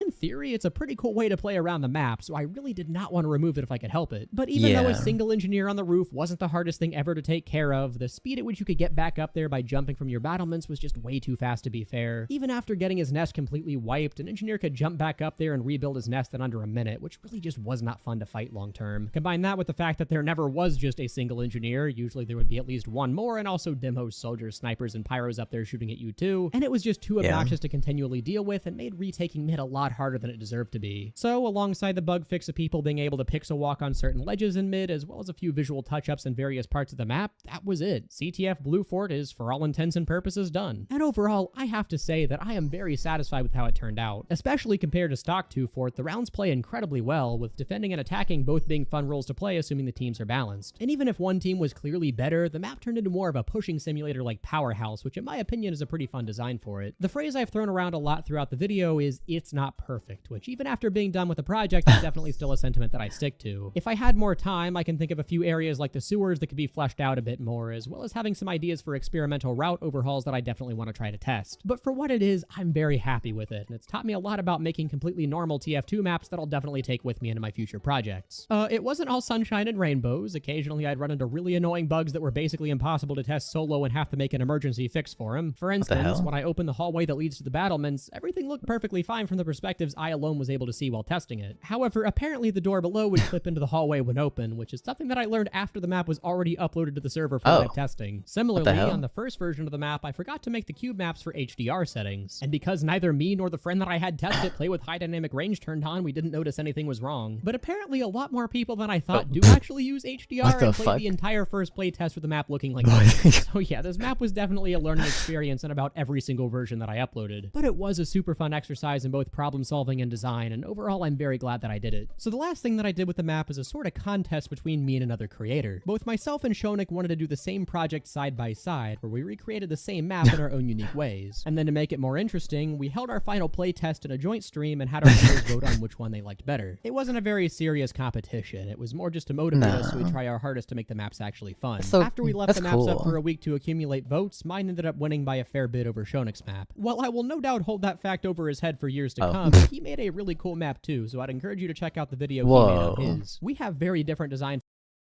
This is so cool. I mean, it takes a very different route, so I can see why people would prefer something that's closer to the original. But it just doesn't look bad. It's just so crazy different. Can you go in this thing over here? It looks like you can. Oh no, you can. There's like a ramp down here, and then you can go. Like, there's a door here. Also, this looks like this would kill you if you step on top of it. I hope it does. And philosophies for maps, so it's cool to see how it different does. our final results were despite the same starting point. But anyway, that's my redesign of what the hell? You could float on it? philosophies for maps, so it's cool to see how different our final results were despite the same starting point. But anyway, that's my redesign of 2 Fort that I've named CTF Blue Fort because it's funny. If you want to play the map yourself, I'll be running a 24/7 server that anyone can join and play. Link for that is in the description. And also, thanks again to Raycon for sponsoring the video. It allows me to do fun but time-consuming projects like this on a more regular basis. If you enjoyed this video, make sure to like. If you hated this video, I'd like to see you spend a month editing 2 Fort and see where your sanity ends up after that. Oh, it took a month. Hammer. And most importantly, have a good one.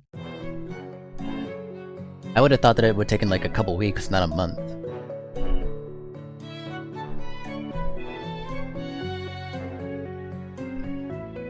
Well, that was... I honestly expected to have more disagreements with it than I did.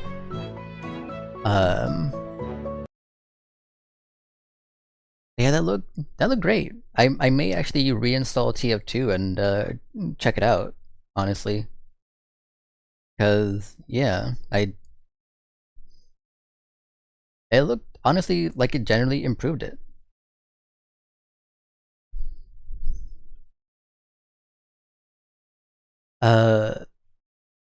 Yeah, honestly, I just never thought about it. I never thought about how campy it was, because I never really cared about the objective. I just sort of was like, oh, I can't get to the objective if I tried to, you know. I was like, if I can't get to it, I guess my team probably sucks. Or I'm just bad. I never thought about it as the map could be the problem. Huh. But thank you to, what's his name? Great Blue for the video. That's gonna be it for today's stream, and I thought that was a really cool video. I hope you guys enjoyed it as well. Yeah, I love map making stuff. It's so cool. I wanna stream making a VR chat map one day, because I have so many ideas all the time. I just never upload them. I want to make like a loft. I want to make like a cozy world. I have a design, in fact. I've even designed my own like dream house before. I actually have the design, and I want to make it into a VR chat map. So maybe one day when I get better at like editing or something, or I just have more the time, or get inspired to do that, maybe I'll stream that one day. But yeah. And we'll go ahead and end it there. Now thank you all for hanging out. It was a fun time. Next stream, what day is tomorrow? Oh yeah, Saturday. Maybe I'll be around tomorrow. If not, probably on Sunday I'll try at least a short stream. I do have a fair bit still going on. So I can't make any promises, but it was a fun time. Thank you all for joining me and watching with me. Thank you for the donations and all the kind words. And again, on the Patreon, there's a new audio, mommy visits you in the hospital type audio. And yeah, gonna go ahead and head out then. Sleep well, everyone. Have a nice weekend, stay safe, and I will talk to you all later. Bye bye, good night, love you all.